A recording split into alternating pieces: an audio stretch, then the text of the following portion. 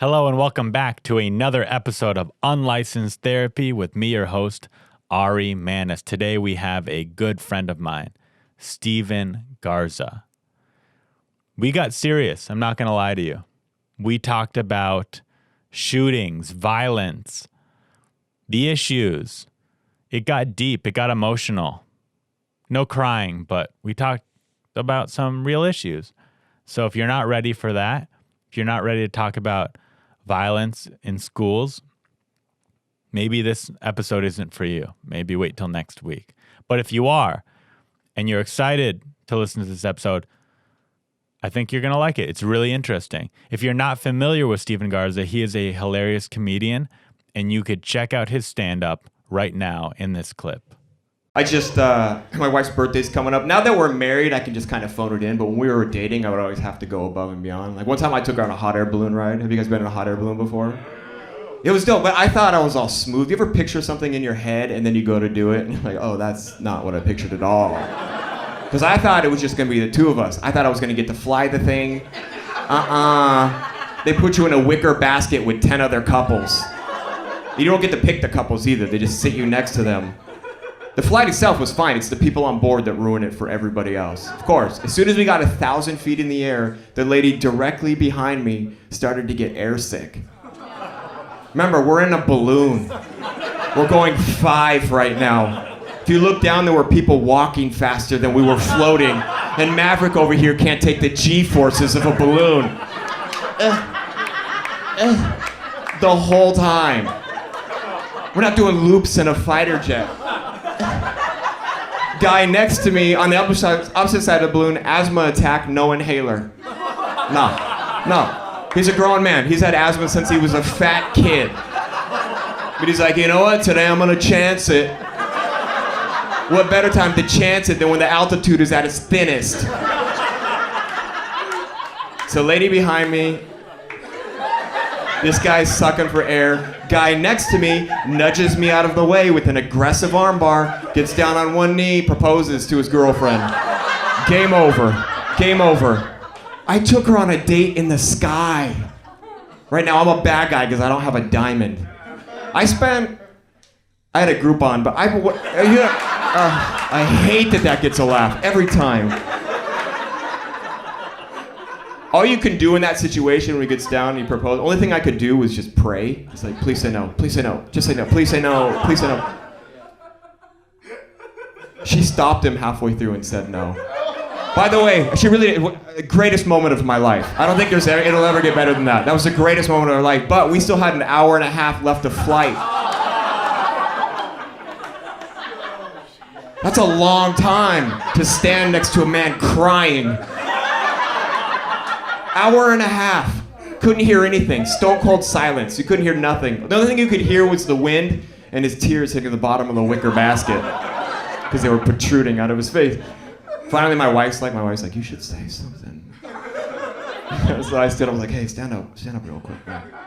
Just look at the bright side, man. I always look at the bright side of things. Look how high up we are. You could just jump, dude. You should jump. That's it for me, guys. Thank you so much. That was Steven Garza. I hope you enjoyed it. He's very funny. Enjoy the episode.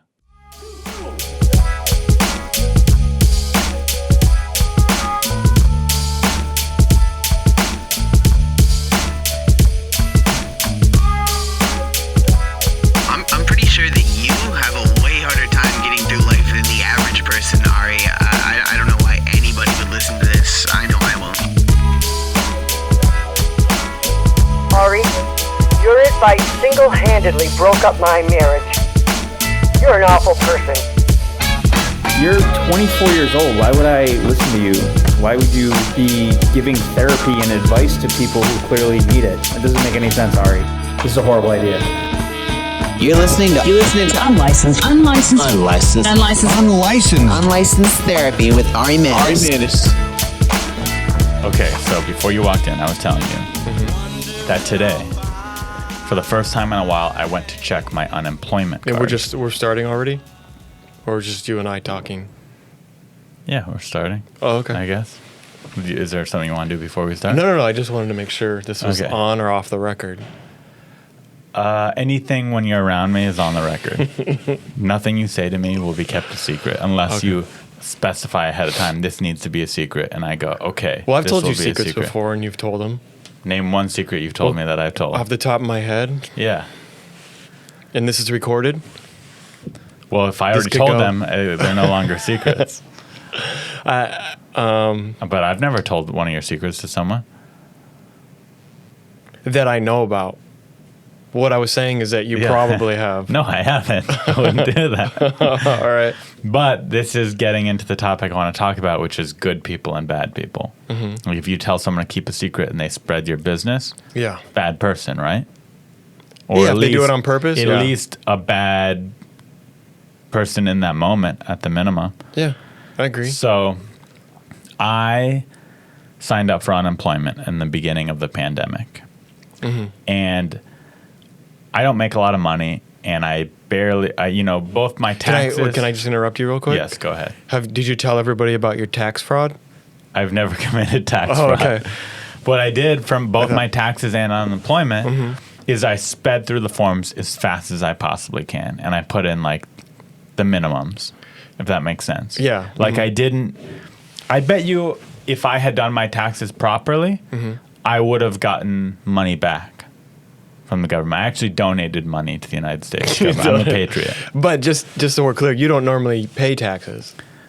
Well, I don't normally file my taxes. You're correct. I hadn't Okay. filed them in a few years, but I caught up to get unemployment for the pandemic okay. because you're giving $600 a week. Right. Okay. But the way I did my taxes and my unemployment, minus the $600, I was getting $50 a week. I think $51 a week. So very low. So when the $600 ran out, I kind of stopped caring about the unemployment because I was only getting $51 a week. Right. Today, I was thinking, I hadn't checked my unemployment in a while, probably a couple of months. Maybe, a few months. So I was like, I'm going to go in and check my unemployment, collect my $200 or $400 or whatever is on there. I go in, and it says that I have $6 on my unemployment. And I'm like, well, that's weird. I know I shouldn't have $6 because I haven't used it. I haven't touched it. And I go through and I see like Lyft charges and Uber Eats and grocery store and gas and all these things. I'm like, someone stole my unemployment card. And I found out. $51. But it turned probably $400. Right, over the months. Yeah, over the months. weeks. So I believe, I don't know how else it could be, it was the last people who rented my apartment. I Airbnb'd my apartment for 11 days. Okay. They came in, they took my unemployment card, and they left. And you left your unemployment card out.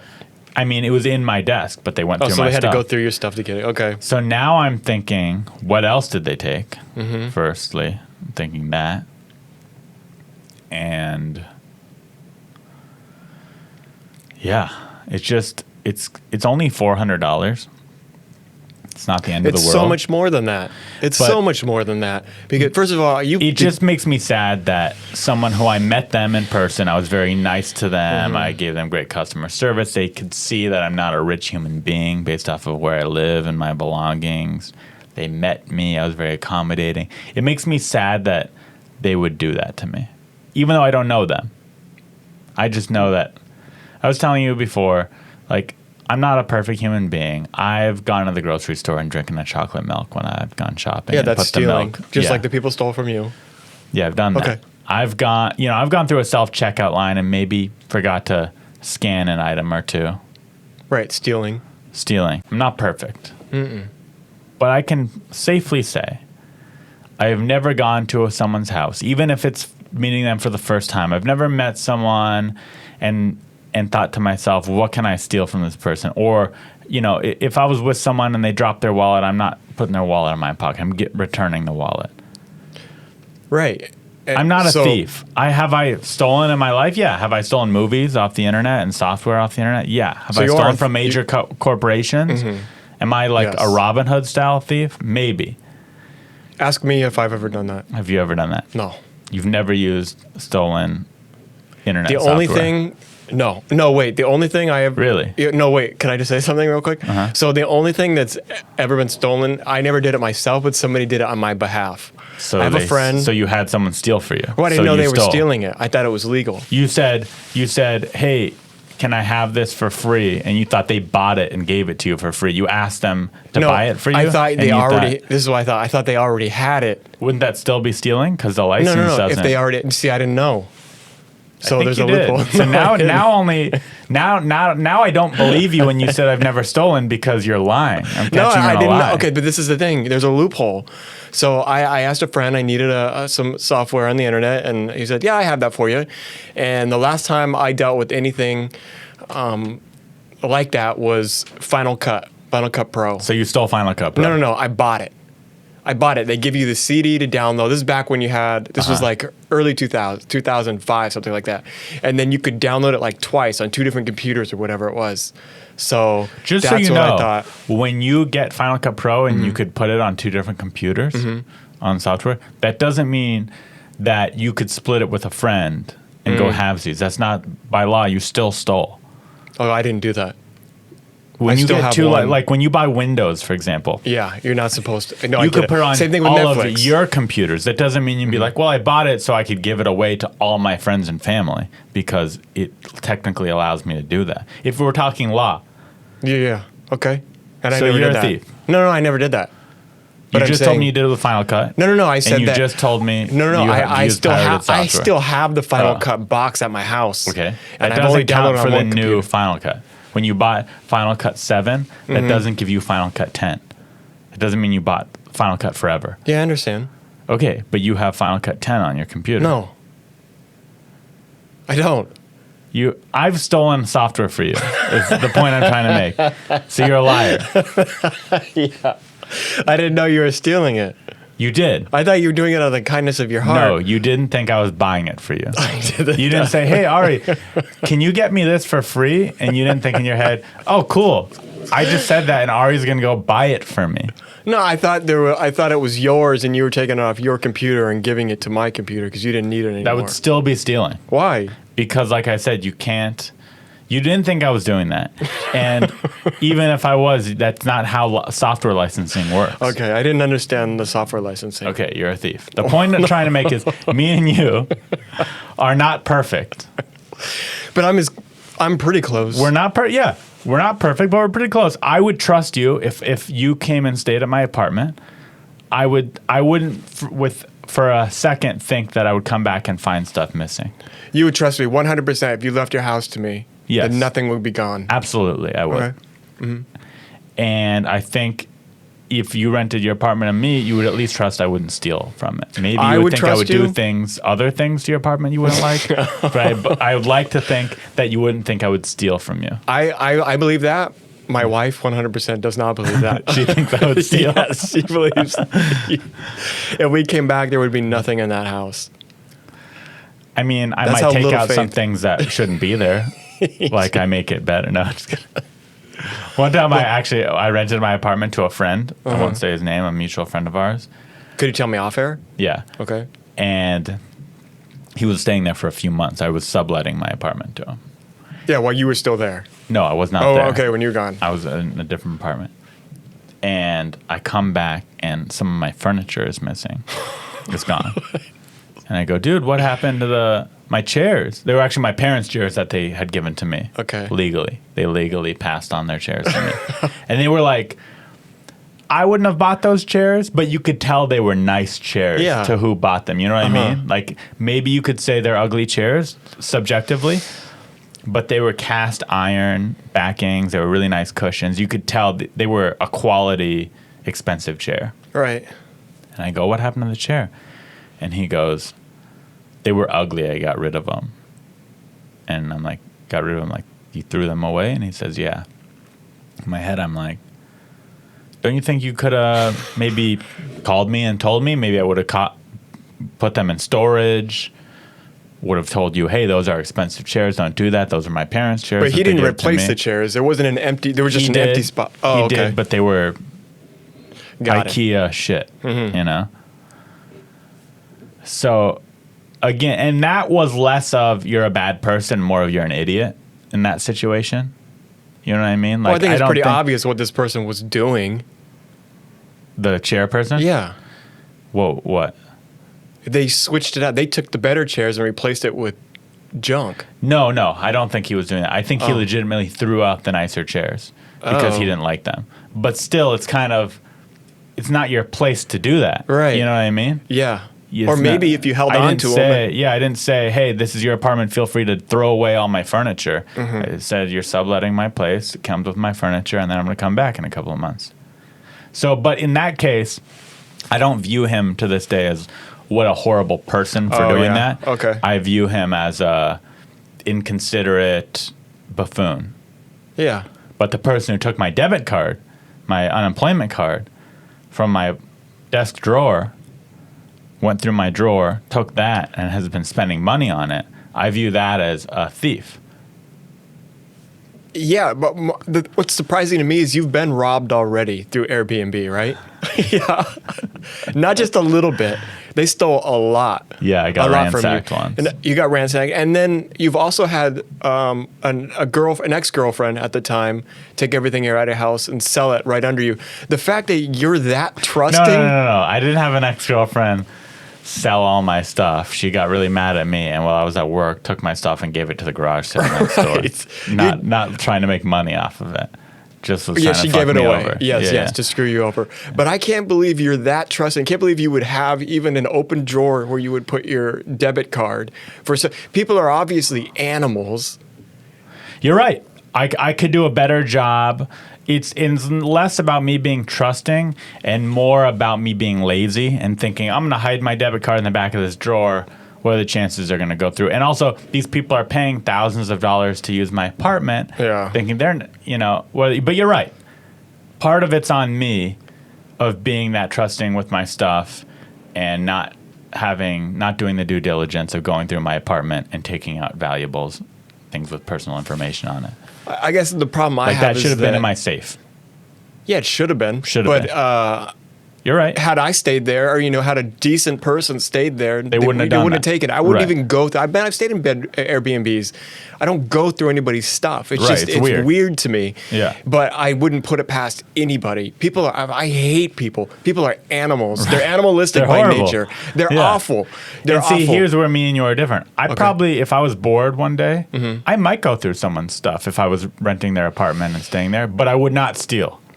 You would snoop. I would snoop. Yeah. Yeah, I could see you doing that. Yeah, I might snoop. That's might. not as bad. Yeah.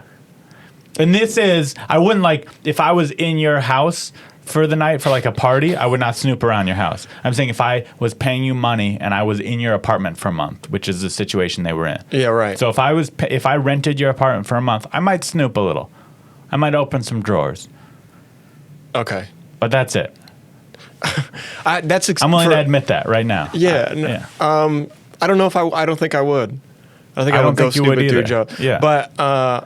But when it comes to people staying out, I have so little respect for people, and I think people are animalistic by nature, and we have all these rules in society in order to get along together, right? Whether it's traffic rules or laws or harming people, whatever. We have all these rules to stay together, and those were all put in place by people in order to live amongst each other. And I just think it's like the people revert back to their animalistic nature. And how can I put this? People suck. People are they're shit. awful. They're awful. So had I rented, first of all, I would never rent my place out because I don't trust anybody. I would rent it out need to the you. money. Yeah. And you couldn't find anybody Listen, you knew. you think I want to rent out my apartment to strangers? I think you'll do. I definitely don't. I don't have fun having strangers come and me being homeless for a month, and I was couch surfing and sleeping at my parents' house. Oh, is that what you were doing? In Stephen Fury's apartment. Yeah, I wasn't I didn't having know that. fun doing that. I thought you were out It on wasn't like vacation a or something. game to me. It wasn't like I'm going to rent my apartment because I can. No, I wanted the money from it. Okay, I didn't know. I just thought it was you were out on vacation and No. you wanted to make a little extra money No, while you were I had out. it up, and it was I did want extra money. Well, listen, was I in desperate need to do it? Like if I don't rent out my apartment, I'll be homeless. No, It wasn't that. But I could have used the money. It was tough times right now. stand-up is dead. That's how I've been making my living for the last 3 years. It's doing stand-up, and there is no stand-up. Do you think it's ever coming back? Yeah, but who knows when? A year from now, maybe. Have you thought about moving? I really want to move. Where to? I want to build my van out, live And live out of your van? and just go wherever the wind takes me. I bet most people say you're stupid when you say that, huh? Or laugh at you. I think that's the greatest idea. I want to do it. It's not. No one said you're stupid or is like laughed at me, but I think it's definitely not a lifestyle for everyone, and a lot of people view it as, well, I wouldn't do that, so I don't know why he would, that type of thing. Okay. But they also don't realize, anyone who I show these van life videos to on YouTube then go, oh, I could do that. They don't realize that I'm not like sleeping in my car. I have a full-size memory foam mattress in the backseat. I have a sink with running hot water. I have a desk. I have internet. I have electricity. I have lights. The only thing I don't have is unlimited hot water and a lot of space. That's it. Yeah. I have a closet. I have a toilet that I could take shits in and pisses in. I have everything, literally everything, except I won't be able to take long showers, and I won't have a lot of space. That's it. That sounds if I wasn't married, I would can't do work that. out in my van. Right. You know, I'm gonna have to stop places and work out. There's a lot of people who are into that lifestyle. You're definitely Yeah. not. Because it's all you need. That's what you've come to find. You Yeah. go, listen, is this ideal? Would I like a bedroom and a living room and an office? Of course I would. But this is all you need.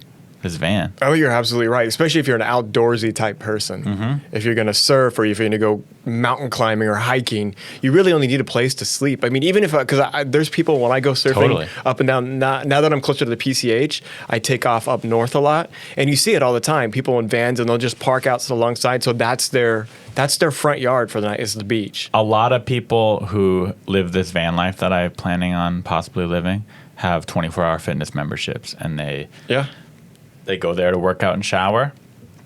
They hang out with their friends. They go to the beach, and then they crash in the van. Yeah, I'm all for it. I'm trying to talk my wife into it. We want to get a school There's bus. a lot of van couples. I know.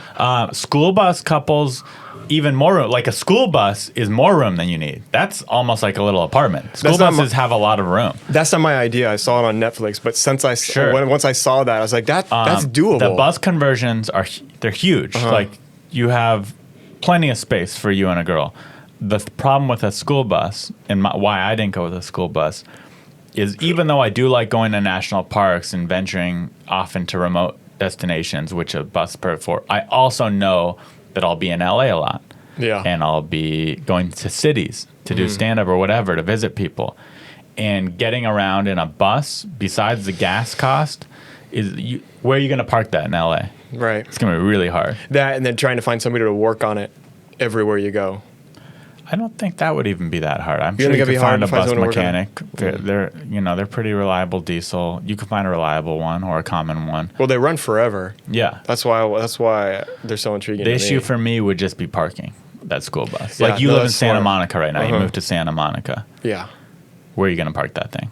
That There's bus? no room for that. There's nowhere. Even if, because the reason, what I'm picturing is if I were to do this, it would be for coastal access. It'd be so I could wake up and surf in the morning and be there and not have to drive out. Even though I'm pretty close now, I could go to a specific surf spot Sure. that I want to be in. You can go camping wherever. You could make trips to North Cal, to Mexico, And just all to over. get around Oregon. in a van is much easier. But I can't do, with two people, it'd be a lot harder. I don't think it would. A van would To be. To live in a van like I'm doing, that it would be a little cramped with two people. A bus is huge. No, that's what I'm saying. Yeah. Because that's why I'd like to do a van, but I'm thinking that would be hard with two people. It'd be hard, but people do it for sure. There's tons of van couples How many on square YouTube. foot do you have in your van? I don't even know. I'm guessing 65 square feet. 65, okay. I'm guessing. I don't really know. It's probably a little, yeah, okay. And I haven't got a seen fairly it, big but van too. Yeah. Yeah, that's too tight for two people. It'd be tight. You'd have to both be straight up minimalist. And when I say, first off, you'd have to give up your cats. Secondly, They're not my cats. your wife's cats, which makes them your cats. So first Well, they're not off, really mine. You would both have to give up the cats. If we got a divorce, they go to her. Agreed. But who's been feeding them when your wife's in San Diego? She takes them with her. Really? Yeah, a lot of the times. Okay, fine. Your wife would have to give up her cats. Okay. And you would both have to get 3 outfits for it. Like, that's it. That wouldn't be an issue for us. So far, if we're checking off the list, we Okay, could do this. last issue. We'll wait the cats. So actually, no, yeah, we're already off. She would never do it? Yeah. She wouldn't give them to her parents or something? I don't think so. So It's already off. But I'm it's just out. from Now, a minimalist. when the cats die, Okay. if you can get to 3 outfits each, you could probably do it. Now, here's the last issue. You will have to piss and shit in front of each other. I'm not willing to do that. You're not. No, I wouldn't be willing to So do you're that. out. Yeah, I'm Yeah. out. out. But The bus life you could still do, though. yeah. You could even have a cat on the bus. Buses are huge. Buses, you have a bedroom section, a kitchen section. It's basically an apartment. Yeah, I think I Panera. could talk my wife into it. I think I could, as long as she could keep her cats, and then the bus maybe. How many We might cats be does able she to have? do it. 2? Yeah. I hate cat people and cats. But you know what I know? My wife hates you. She doesn't know me, though. Well, I tell her. I know your wife. stories She about doesn't you. know me. Well, I mean, I tell her a lot. Exactly. I've found that the only people that hate me, because I am a non-likable person. There are a lot of guys, girlfriends, and wives that don't like you. a lot. Who else do you know of? Besides your Who wife? were we just talking about? Well, I know of someone's ex-girlfriend that hated ex-girlfriend that hated John you. Parr's ex. Right. hated she me. hated you. My wife hates you. Your wife doesn't really hate me. I'm pretty sure she does. She doesn't know me. Well, I tell her one time you said, "Hey, let's go to the Hong Kong in TJ," and I didn't even know what the Hong Kong was, and I asked her, and she said, "No, absolutely not. No way. We're not doing that." She said, "Who told you about the Hong Kong?" I said, "Well, Ari told me." Yeah, you painted me in a picture where she's not gonna like me. But I will say this. So Also, you told me to drop out of school when I was going back to school, and she didn't like you that. probably now see that I was right. Well, but I'm just saying she didn't like you because of that. And then one time you told me to leave. You told me to leave her, and I told her about that. I don't remember that. You said I shouldn't get married if I want to be a good comedian. I don't think I would say that. It was something about maybe not as a get- joke I would say that. Okay, then maybe you were joking, but I told her. God. You tell her everything, huh? No, but what I was gonna say is, everyone I know that I've come across that doesn't like me, Yeah. my friend Alex, my neighbor Alejandro, you know Yeah. him, Alex. He was telling me about a couple people that said they didn't like me. That's so weird to me. But when I heard about those people, I literally didn't know who they were. Huh. They were people that don't know. The point is they Yeah. don't know me, or maybe they met me once in passing. I would actually say you're a popular person. I think you're I'm not. popular. Thank you, but I think I'm if not. this were high That's school, cool. you'd be one of the, maybe not, you wouldn't be the high school quarterback popular, but you'd be everybody like, "Hey, Ari, it's Ari. Yeah, we love Ari." I think you feel that way because I'm so unlikable. you're not unlikable, but because if you were in high school, you would be kind of like you have 3 friends and that's it, and you'd keep to your friend group. So you view me as that guy when in fact I'm not that guy. Who, I think compared to you, I am that guy, but I'm compared not to that me, guy. you're popular. Compared to you, I think I'm popular. What but am I doing wrong not. to not be popular? I think you're just kind of a secluded individual. You like to surf. You like to longboard. You live with your wife and But 2 you do cats too. that's far away. Yeah, but you are more into it. Like I don't winter surf. I don't have a wife. I don't live far away from everyone. I put myself out there a little bit more. But I than you just do. moved far away from everyone. Listen, I forced myself. I have podcasts. Who invited you over here today? You. You didn't invite me to hang out with you. I invited you to hang out. I invited you to hang out. Not today. No, last couple times I talked to you, I said, "You want to do something?" You go, "Oh, I can't. I'm scared of COVID." No, I said that once. Yeah, once too many. All right. Yeah, no, I agree with you. I'm not saying I disagree. I wanted to get your story on my podcast of Okay. the most interesting thing about you. And you know the answer to this? Huh? Are you trying to fish something out of me that you already know, or no? I know some of it, but I want to hear about the school shooting. Oh, you really want to get into that? Yeah. How far do you want to get into it? I'm trying to make a invigorating podcast. Okay, here. how much time do you have? All the time. Okay. If we go into this, we're going into it. Yeah, I There's don't want to no- not go into it. I want to Okay. go into this Because in depth. in order to get this out correctly, there's a lot of things you need to know leading up to it. I didn't even know. See, I'm learning. Yeah, I'm and then already things gonna put I've learned past, and since everything went down. So I'm actually glad. You know what I found? People are actually scared to bring it up to me when they find out that I Really? was in a school shooting. Yeah. Who? Just people in general. Every once in a while, they'll come in conversation, and I'll notice they'll steer away from it. Well, you know what? Okay, I'm not scared to bring it up with you because we're friends and it's interesting. But if I don't know the person, it does feel personal to bring up. You know what I mean? Okay. Like if I'm just meeting you and I found out you're in a school shooting, I don't know that I would want to ask you a bunch of questions about it because maybe it'll bring up trauma, and maybe you get asked about it all the time, and I don't want to be another guy like Very rarely. picking your right. But I wouldn't know that. You know what I mean? Most people don't like know, if you met actually. someone who's missing an arm, The first thing out of my mouth would be like, "What happened to your arm?" you would. Yeah. See, I would leave it. I would pretend like they So- had two arms. Why do you have to pretend that it's not there? It's not that I'm actually pretending that it's not there, but I don't want to be like, "Hey, what happened to your arm?" Because either A, what if they're like, it's horrible and traumatic and they don't want to talk about it, or B, everyone asks them that, and now I'm just another like here. It's like people with tattoos don't want to be Yeah. asked about their tattoos. I think they do. No, they don't. I think they Talk do. to anyone with a Ask tattoo, them, they "Tell me go, your tattoo." "Ugh." No. When Whenever you're like, I "Oh, what's your tattoo say?" They're, "Oh, fucking, it says this and this," and then you go, "Oh, what's that signify to you?" They're like, "Oh, fucking shit, it signify." You know, they That's don't want to not- go into it. That's not the experience I've had. Really? When I ask people about their tattoos, they're like, "Let me sit down. How much time do you have?" Just like I did. Really? Yeah. Let me Okay, go then over. maybe Well, this people color. just don't want to talk to me because when I ask them anyone about their tattoos, they're never like, "Okay, well, it means this and it's this." They're always like, it's a tulip," and Are we talking about strangers or people you know? both.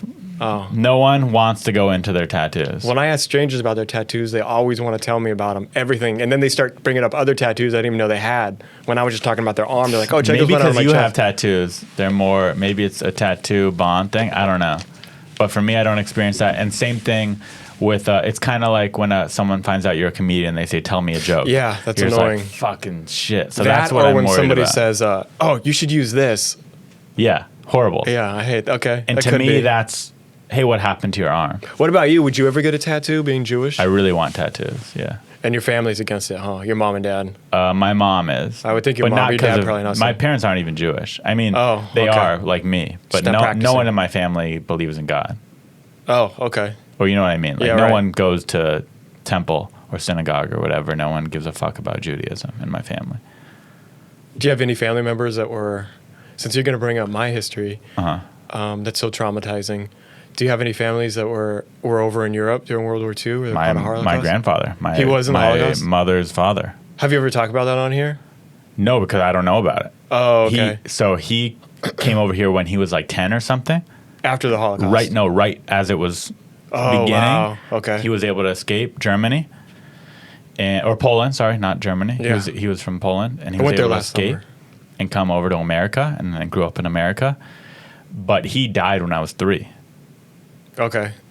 and he was a kid. So it's not. I don't have a big story about it. That's just it. Oh, all right. You should Yeah. find out. That's interesting. No, it is interesting. And it's yeah. just, and you got to carry it on somehow. You know, don't let that story die. But it died with him.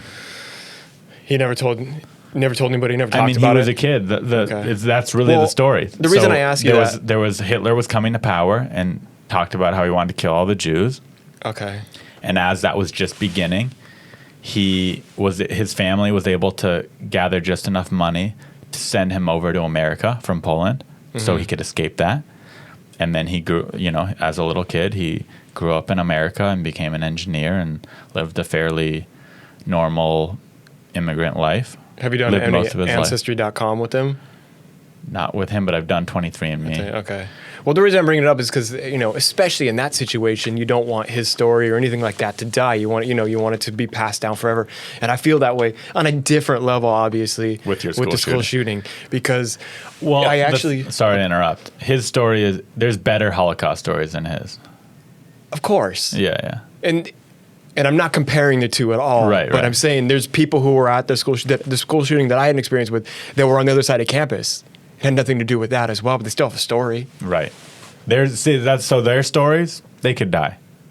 I didn't say that. If No, I someone, never said that. If someone is in a school shooting on the other side of campus, They heard the gunfire. Oh, I see what you're saying. And then the story And doesn't their get story is, carried I on. was on the other side of campus and I heard the gunshots. It was No, because crazy. there's so much more to it than what about... I know, but their story could die. I want to hear someone's oh, story. okay. Either who got wounded in battle I wasn't wounded. or who knew, like maybe, who saw the gunfire and saw someone get shot. Like, that's where the story, I don't even know your story. I don't even remember it. I don't Have think we you ever ever talked told about it? I guess we've we never talked talked about about it, it, but not in great detail. Okay.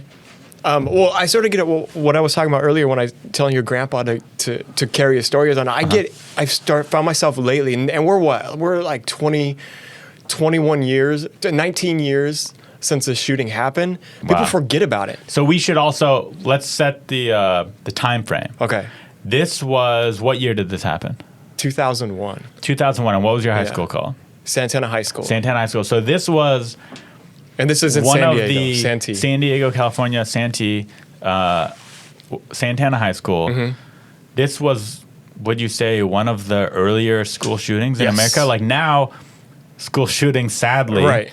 is like, oh, another school This was- shooting, and they blend together. I couldn't Yes. Mm-hmm. name all the school shootings, but I remember this one, especially because I'm from San Diego. Right.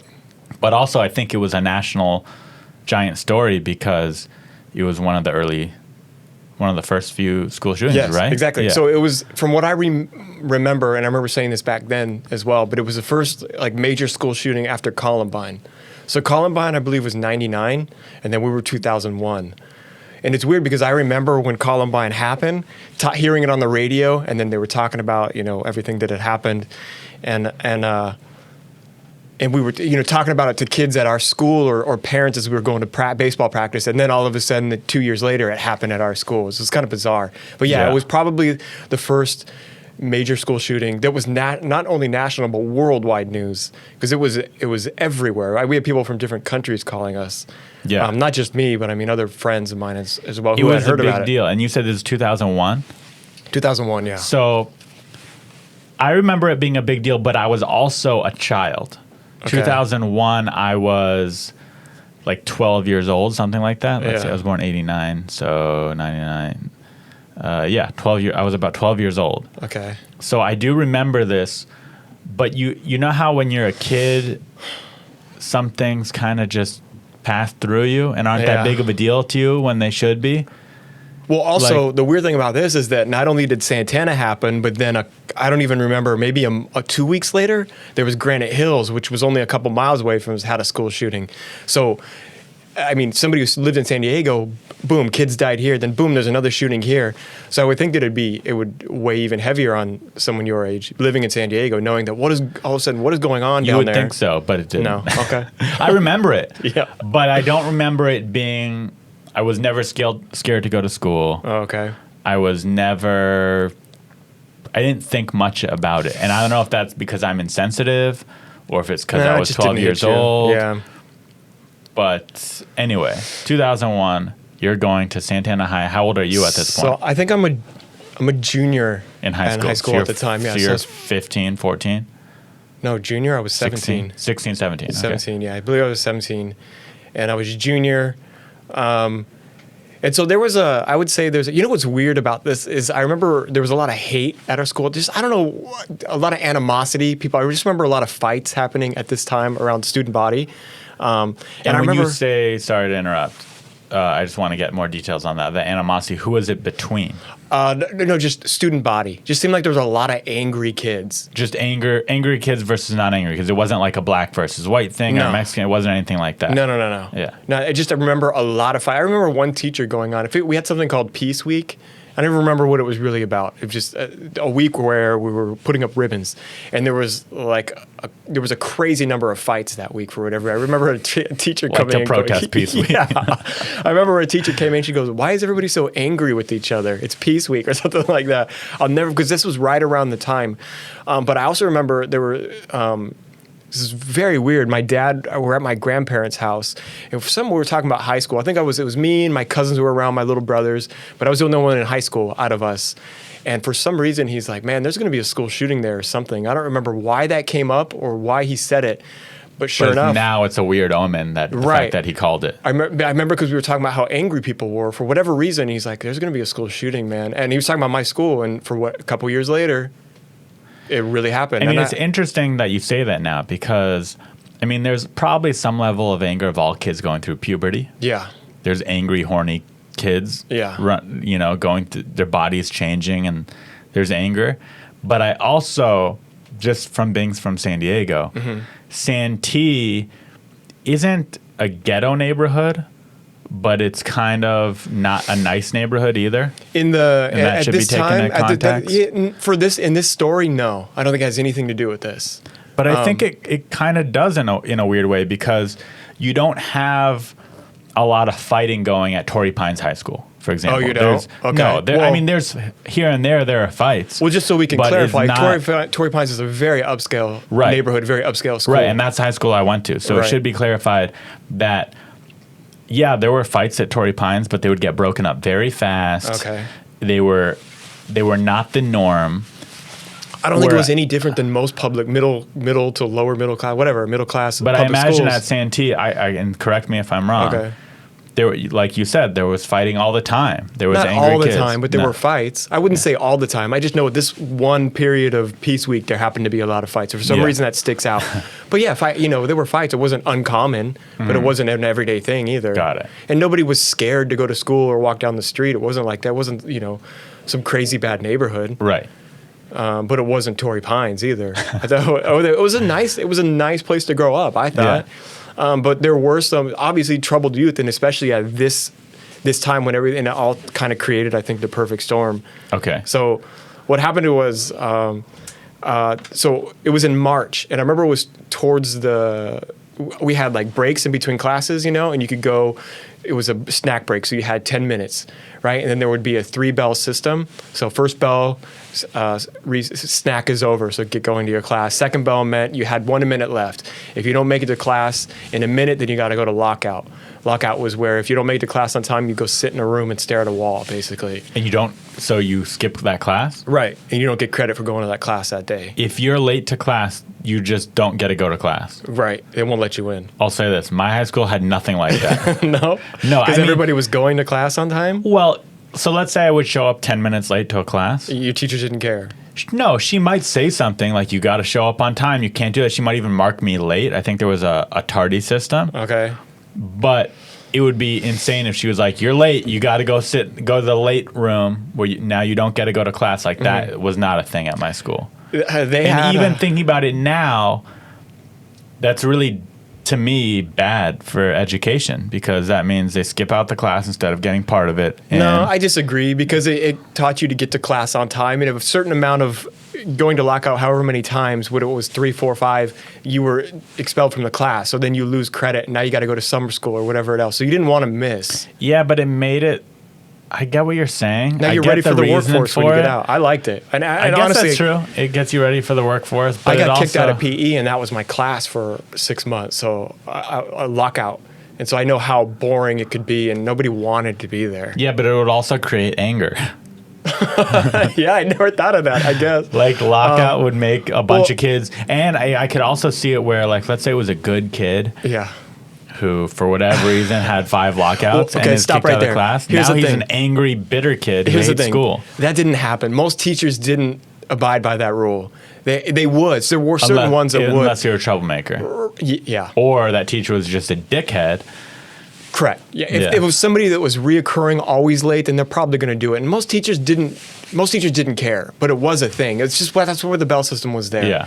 Not all teachers. If you were a good student, I remember good students would come in late every once in a while because obviously they had an issue, and teachers would let them right in. Yeah. But I think if you were repeat offended, yeah, they had no problem. And a lot of the times it was a lot of the same people. Me and a few guys that I knew. It was the rejects, the troubled kids. Well, we weren't rejects. the I think we were all potheads. good. You know, it was the stoners. It was whatever kids who hated It was school. kind of like, and then the Yeah. kids who just like me, I wasn't a stoner or pothead at all.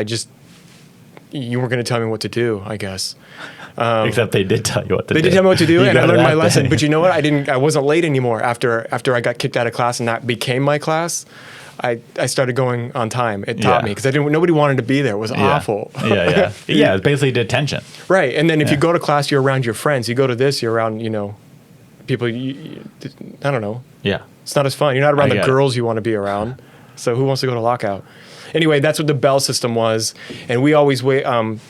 There's a 2 quad area, so a big grass area, which we call the big quad, and then 2 hallways that led into the west quad, which is small, another small grass area. So those are 2 big hangouts, right? And I hung out in the big grass area quad, which is by one of the hallways that empties out into the small quad. Does that make sense? But in between classes, those things, it was like herding cattle. It was just, you could barely move. You could only move as fast On both quads or on the small quad? Getting from the big quad to the small quad and vice versa, because classes were on either side. The quads were aligned with classes. So going through the hallway to get to your class, it just became a giant cluster, and it was really hard to get through. It took you a few minutes to get past, just to get 100 feet, through everybody. Yeah. So what this guy did was he took up, there's a bathroom so the large quad area where the grass area is, I hung out right before the hallway started.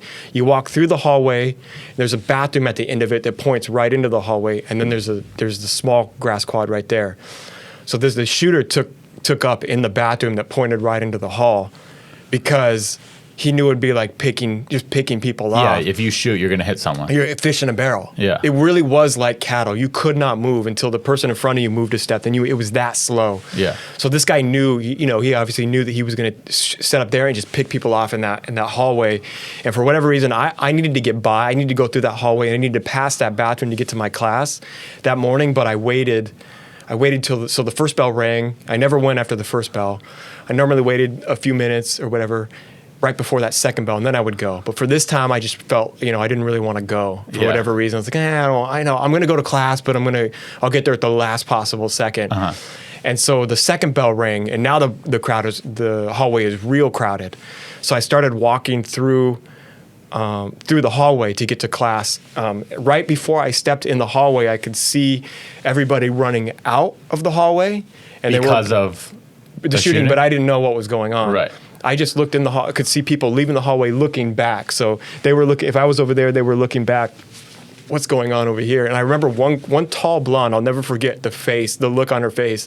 She had this worried look that I still can't even explain, but it still wasn't processed. It was absolute fear. Yeah. But she wasn't running. She was just standing there looking back, and she was a tall blonde girl, and so I thought it was hot? a fight. Yes. Hell yeah. Yeah. Was that important to the story? Yeah. All right. As long as it's important. And so when you see a hot girl that's in fear, you want to help her. Yeah, maybe. So when you see like a gross girl that's in fear, you just feel bad for her. I can't imagine people don't like you. It's just such a likable person. Okay, sorry, continue. And I remember her face. It was just fear. And I go into the hallway because I thought it was a fight. But it didn't register why people were running away from the fight. And when there were fights happen, everybody ran to them. And I'm assuming that's how it was for most people. Yeah. Everybody ran so they could get a good spot to watch. So I kind of run over there to see, like, whoa, what's going on? I look at the end of the hall, and there's a kid laying on the ground. It looked like he had his hand over his stomach. I couldn't tell. So the first thing that went through my mind, I was like, oh, somebody stabbed this kid. Wow, that's crazy. So I was just standing there watching, and all of a sudden...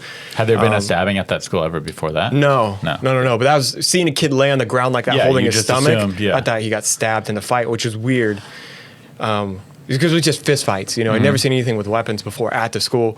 And so I come to the end of the hallway, and I have a friend with me who's still my best friend to this day. His name's John. I'm right here.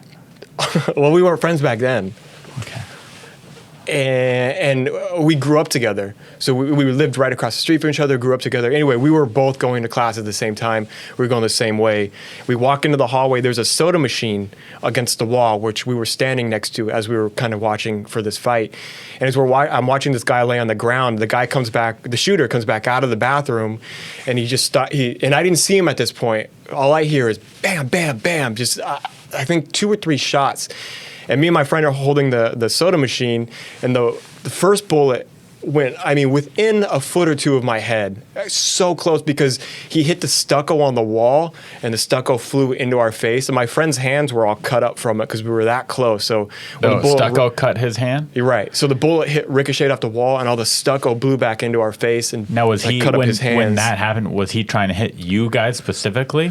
Like, why did it get so close? Or was he just shooting? I remember one time in high school I couldn't sleep because I thought he was aiming for me. But then the more I think about it, he was just shooting randomly. I think. He was just spraying bullets. I think it was spraying bullets. Also, at that point, I was one of the last people left in the hall because everybody else Had ran out. What happened was he had went in the bathroom to reload. So I came out to the second shooting. I guess I didn't hear the first shooting or something. So he either went to the bathroom to reload and came back out, or went to the bathroom after he shot a couple fires, shot somebody else, then came back out and shot again. So I'm not sure what happened there. But he came back out. And the reason I bring up the soda machine is because you would go back. They kept the soda machine there, and there was a bullet hole in it, Wow. right where I was leaning. They kept against. the bullet hole soda machine. They just painted over it. Yeah, That's pretty wild that they did that. yeah. You'd think they would just want to get rid of all. You would think so memories too, of that. right? Yeah. No, it was still there. They didn't get a new. It was when I say soda machine, there was a metal cage around it so that you couldn't break it to get your soda out. That's what he hit, and so the ball was the bullet like ricocheted off of a metal piece, and you could see the dent that it hit. The reason I bring that up is because I was leaning against that soda machine when he shot. It must have been the second or third shot. It was so loud because it was in a hallway that the sound intensified. I remember I almost dropped to a knee, and I kind of used the soda machine to hold me up. I think because I was just It was so intense. just of a so moment. loud. Yeah. It was, and I didn't think it was a firecracker. Everybody thought it was firecrackers. I knew something was up because the stucco had already hit me, and it was just so. It wasn't a firecracker. It was so loud in this hallway. Yeah. I think that I just tried to turn, and I kind of fell to a knee as I was turning, but I was holding the soda machine. Now, and was the that's right soda where machine bullet hit. also kind of guarding you from bullets a little bit? or No, because it was to my side. Got it. So he hit the wall next to me, then he hit the soda machine next to me. So pretend like I'm you. The Yeah. soda machine's right here. Yeah. The shooter's coming from down there. Correct. Okay. Yeah. And then the wall behind the soda machine was what he hit first. Right. And then he so hit he hit that wall right there. right, and then Boom. the soda machine right above. And you could how see many the people bullet are was- in the hallway at this point? Are there still people running past you? Is it like at that you point, and two I don't other people? remember. The only thing I remember at that point, as far as people being in the hall, was me, my friend, and then like a special needs kid to my left. That's all I remember. And the guy at the end of the hallway who was holding his stomach got up and ran. So he was still alive. Right. See, because at first I thought he was dead, and this guy was was holding his playing stomach. I think Maybe. he was in shock. I don't think he knew what was going on either. I think he was laying there like, what happened? Did you And know that then, kid who was holding his I never stomach? found out who that was. I know Yeah. kids that got shot afterwards, but I never found out who the kid laying on the ground was. Mm-hmm. And I know he didn't die because I found out the two kids that did die where they were. He only killed 2 people? Yeah, he shot 13. He killed 2. Seems like a Yeah, pussy shooter. Yeah, a little. Yeah, I don't even want to say his name. I have no, I don't even want to give him that credit. I just. Do you yeah, think I he still have- cares about getting that credit? No, I think that. Like, did he do it for fame? No, he did it. I think he did it back then. But there was a whole backstory to this, like I was going to tell you. Oh, yeah. There was something that happened a couple days before, and I knew some of those kids as before. But let me just finish what Yeah. happened here. So he was shooting in the hallway. I see that kid ran. Once he hit the soda machine, I turned. It was my friend that I'm still friends with to this day. Took off, and we ran to the parking lot with this special needs kid. But we were. As soon as we turned the corner of the hallway, we knew, but we didn't know what was going on. So we thought maybe there was a guy in the roof. He had a partner that was going to shoot down at us. So as much as now that I know I was out of the clear at that moment, we still didn't know. We thought, oh no, there's going to be another guy over here waiting for me with a gun. We didn't know it was just one shooter.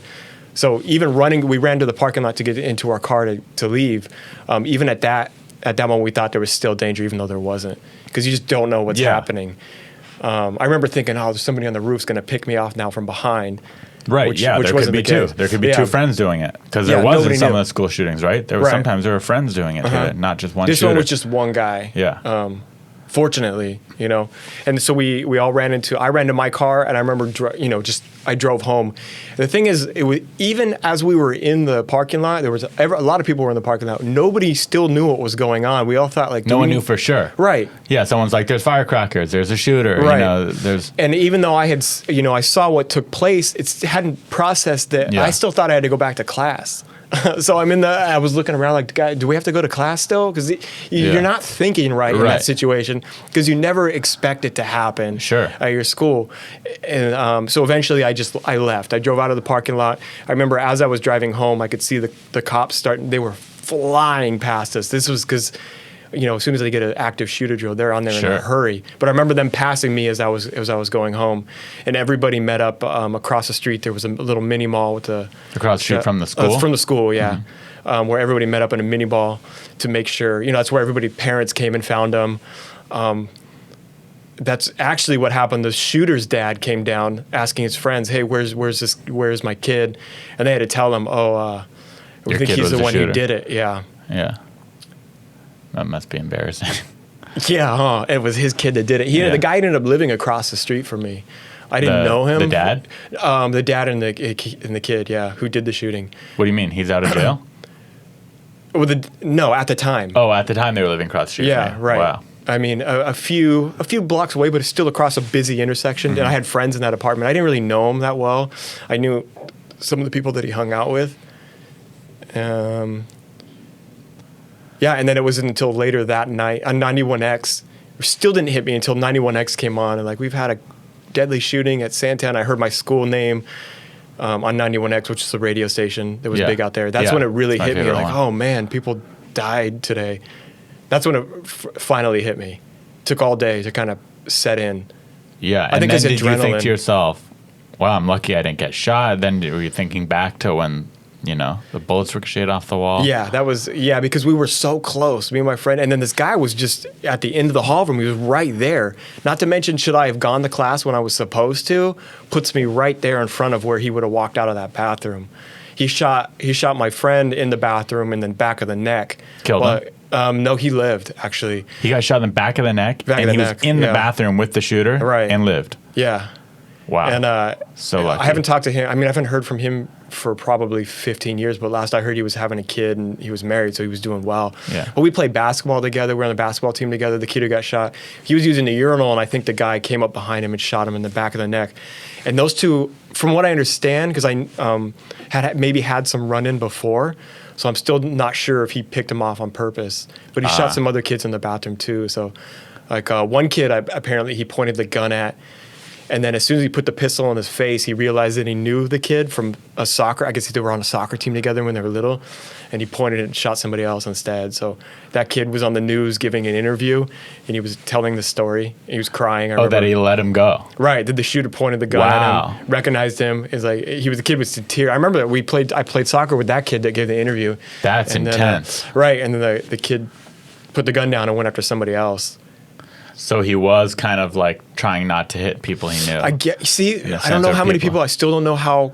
I've stopped. I used to follow his case when he would try and. At some point it ended. At some I'm point, sure. I was like, I don't know, because I think he still pleads, and there's still, and the Union Tribune, San Diego paper, still runs articles about how he's doing ever so often. Oh, weird. Yeah, and so every once in a while somebody would show me the interview, and I stopped caring at this time. I hope he stays in forever. Hope he never gets out. So I don't know. But anyway, there's more information has come out since I've last Oh, interesting. paid attention to everything. I Yeah. wanna know now. Plus, there's documentaries that he's been in. I watched. Oh, I wanna see that too. Yeah, and I don't think it was all about him, but he was in specific ones.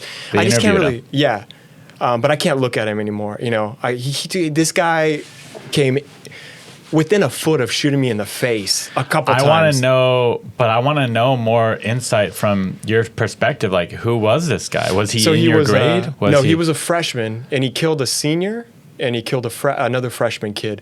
Another eerie thing is that So he was in ninth grade. he was a freshman ninth grader. Yeah. Where did he get these guns from? It turns out he got them from his dad. So they were his dad's guns. His dad's guns. And the thing that's so crazy about this school shooting is there's so much backstory that's been proven. There's footage that has come out of him filming his house. I don't think it was we didn't have camera phones at the time, but he had a video camera, and he was showing footage of his home. And there's an eerie shot where he comes across his dad's gun cabinet, and he goes, "Oh, that's the no gun cabinet." And then he goes on. He's given a tour to his friends because he had recently moved to Santee, so he was given a tour to his friends from wherever he came from, and he sent that video to him. But you could see the gun cabinet and the gun that he used to kill people. What gun was it? What kind of gun? Last I heard, I believe it was a revolver. I don't remember now. I know it was a handgun. Yeah, it was a handgun. Got it. Most school shootings are done. I think it's like 80, something over 80% of school shooting handguns. mass shootings are handguns. Wow. Yeah, that's what he did. He had a handgun. I think a 22, but I could be wrong.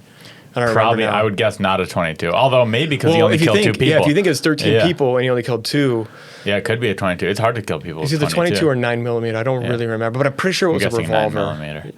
But who knows? No, for some reason 22 sticks Maybe out, it was but 22. That'd I be forget. It could be. I don't know. Yeah. Because I remember the bullet wound in my friend's neck was real small, but I guess Yeah. it could have been a 9mm as well. Wow. But so he was a freshman, and what I was going to bring up earlier is that when the freshman yearbook came out, this is when eBay was still really new. People were trying to buy. They weren't. I don't know if they sold them. I just know that there was a want for them on eBay. People Wow. wanted our yearbooks. Wow. On That's the freshman, so creepy. Freshman school picture, on the same page they have the shooter. They kept him in the yearbook? I guess they were already Yeah. printed. I don't Oh, know. I don't got know it. how it works, but shooter and the kid who was a freshman in his grade on the same page. The kid that he killed, one of the kids that he killed, which is eerie. I still have that yearbook. You do? Yeah, which is bizarre because you see I the want to see a shooter. picture. I want to see it now. I'll next time I go to my parents' house, I'll grab it if I can Yeah, find or it. take a picture. I could put it up. Yeah, I'll take on- it. I don't know if I want to post that. I want to see a picture of your page and the Okay. shooter's page. I don't wanna- want to layer it over this conversation right now, like while you're listening, and then go to that page of the yearbook. Yeah, man. I don't want to give you his picture. I'll give you mine. Why not his? The guy. Oh, because you don't want to give him credit. Yeah, What if I I don't- blur out his name? What? What if I blur out his name?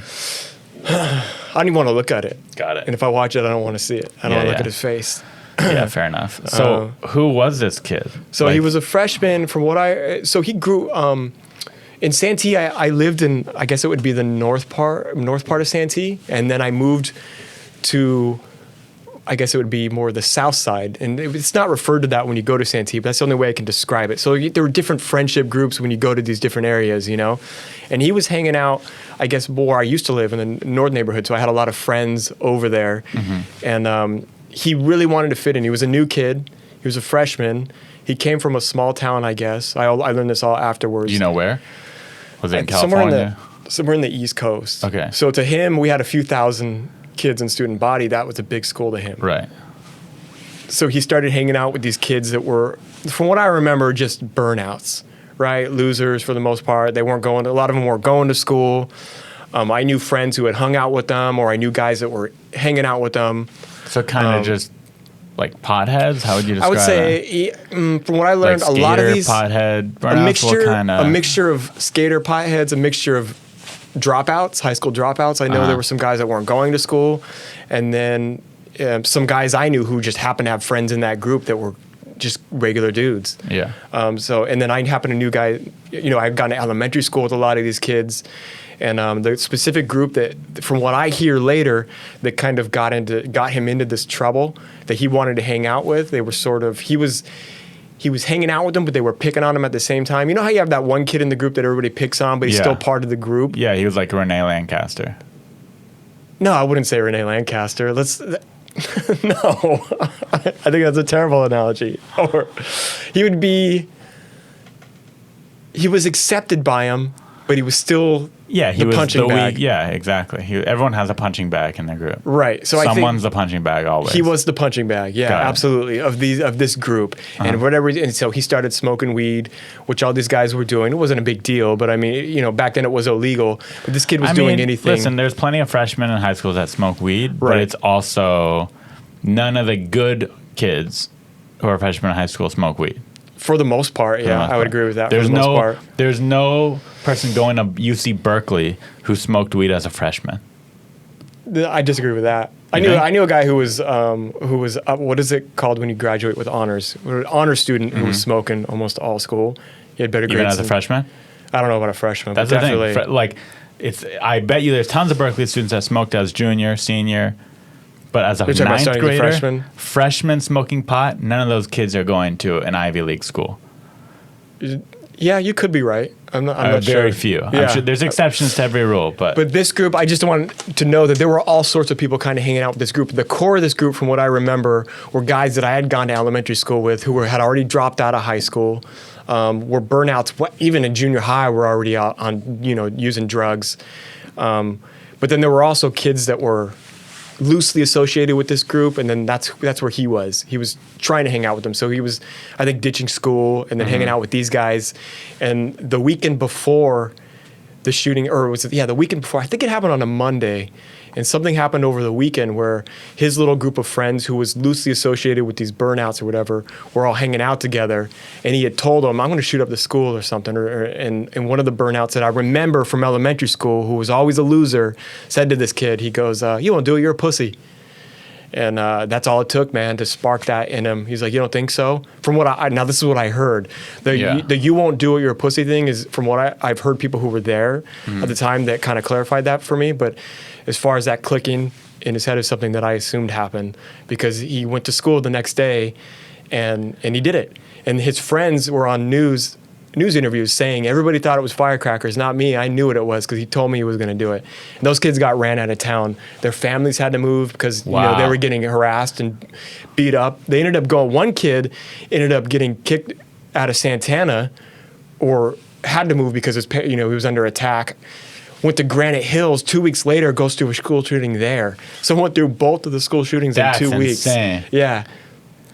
And then there was an adult, and you can look all this up. This is all online. I'm not making any of this up. Yeah, I don't think so. If somebody thinks it's too over the top, almost all of these you can find this news archive somewhere. Right. There was an interview with the dad of one of the kids who hung out with the school shooter, and the dad was involved. The dad knew that he was going to shoot up the school, and he's like, he's quoted as saying, he goes, "You're not going to shoot up the school, are you? We don't want another Columbine."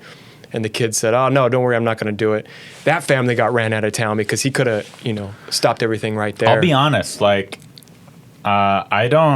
wouldn't hold it against even that kid who called him a pussy. You're not going to do it, you're a pussy. Yeah, but in retrospect, obviously you go, oh, what a piece of shit, they knew about it, but they didn't. No one know, No, I understand that. But I'm just talking about the guy who called him that to get him to do it was so trash anyway that it was just like, I wouldn't put it past him. I can't say he's responsible for it, but that guy got into all sorts of trouble from what I heard. Yeah, I'm sure he was a piece of shit, but just that fact about that, I don't know if all these people deserve to be ran out of town, because if you told me right now, I'm going to go shoot up someplace, I'd be like, yeah, sure exactly. You will, Steven. There was a big argument over this, should they be held responsible, shouldn't they? And then it all became this whole thing, see something, say something. If your friend says he's going to shoot up a school, go say something. I was with the kids that didn't care about school and wanted to make jokes. All my friends would say things like that. Exactly. So what are you supposed to do? I remember a clear memory as a child of telling, I was around some teacher and we were all being cool. And I think I said, as a joke, I don't even remember, but I passively said, I'm going to kill myself or something like that. Yeah, which you hear from kids that age. I've never been suicidal. I'm not suicidal. And then I got called into the principal's office. My parents came in, and they were, all concerned that I was going to kill myself. Yeah. I'm like, what the fuck is going on? So I think that if you look at it from a parent's perspective, I'm not a parent, but I could see why they would do that. They're concerned. They don't understand. No, yeah. I get it, but at the same time, I also get it why you would hear someone say something and you wouldn't say anything about it, because people say crazy shit all the time. Right. Like, oh, I fucking hate that guy, I want to kill him. That doesn't mean you're going to kill him. Exactly. Yeah. They gave us, it was a big thing after the school shooting, because after the school shooting, the internet was still pretty new. This is 2001, as far as where most people were starting to use it. Right. There was a death threat called in, I think that week, on some message board that said, I'm going to finish what the school shooter did at Santana. Wow. So then there was a second wave of panic, and this is when everything came in over, if you see something, say something. Right. Because we don't want this to happen again. But it was this weird line, because I had so many goofy friends that would say ridiculous things just to get a laugh out of anybody, since they weren't supposed to say it. Right. So, but even to today, when I hear somebody say, because I'm around comics. We're around comics all the time. So, man, I'm going to shoot everybody if you don't laugh. It still kind of raises the hair on the back of my neck. I think of one comic specifically when you say that. Now that I say it out loud, there's only one person that There's only one comic who says that, and I can't imagine him actually doing that. But I guess it's kind of like when someone kills themselves. Yeah.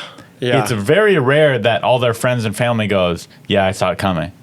No one actually sees it coming, or they would have tried to do something. So in this scenario too, when someone says, I'm going to shoot up school, in retrospect, it's easy to go, yeah, we should have saw it coming. But really, you don't see something like that coming, because most people are sane and would never do that. No, I agree. Yeah. Especially for that, for the longest time, I didn't know which side to take, because you wanted to get on, especially the adult that knew, you wanted to say, yeah, you knew, man. He told you he was going to do it.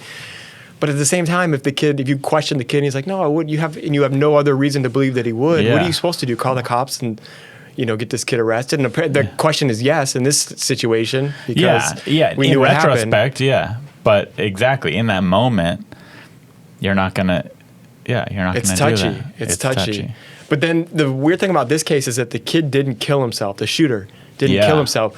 So you got to watch. Everybody else before this, the Columbine kids had killed themselves. So you didn't get to see the court proceedings. Even the Granite Hills shooting that a couple weeks later, which is a couple miles away, that guy killed himself in prison. So this is in prison he did? Yeah. He finished the shooting, and then I think he hung himself in prison, in jail. Whoa. Yeah, so that never went to trial. But our school is one of the few, at least at that time and for a few years after, where you could watch the court proceedings happen. And then you could see what he was up to. And the kid was small as a freshman. He grew. He's 6 something now. He's huge. He's really big. So there was the argument of that he did it because he was a scrawny little kid that wanted to fit in. And then a year later, he's taller than everybody else, like in hindsight, Yeah, no one does that because they're scrawny and want to... Right, but that's what was thrown out there. Especially that's what the media would... Because media parked up and down that street for a good week. You know what? Even though I don't think that's why he did it, I like that the media did that because he's probably reading those articles and it pisses him off.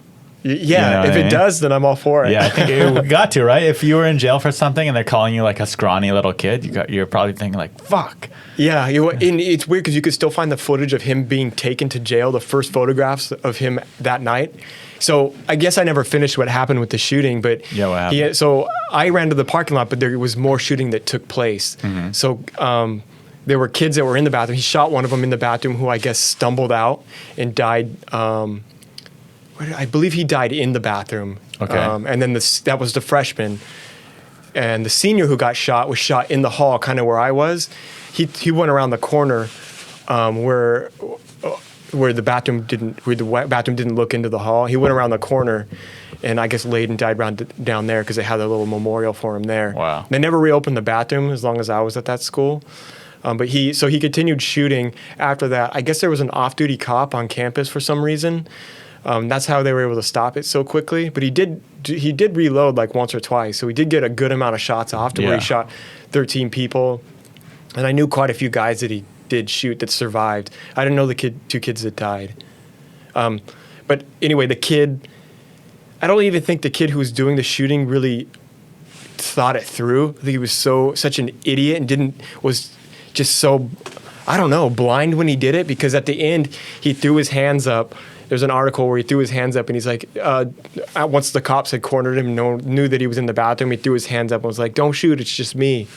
So I think even at him, to that point, he would, oh great, I'll go to jail for a couple of days and I'll come back to school.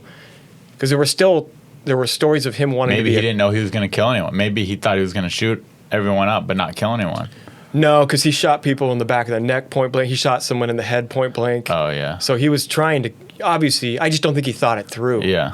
I think he was super, super high. I don't know. Wow. But it's weird because you could follow his court dates for a while, and I eventually stopped paying attention. I learned he wanted to be a cop. He wanted to get out of jail and be a cop, and I was like, all right, that's enough. And I kind of checked out from there. Realize he's absolutely crazy. But he is still fighting to get out. I know that. He wants to... And I know there's some laws where if you commit a crime under 18, you can't give him life anymore. So for me, I'm against that because of what happened here. In this situation, I don't want him to ever give it up. That guy came inches from shooting me in the face. It's definitely weird. Yeah. Okay, so two kids. I would agree with you. Two kids. If you're a murderer, you should go to jail for life. Yeah. 2 kids went to school. 2 innocent kids went to school, never got to go home. Their parents never saw them again.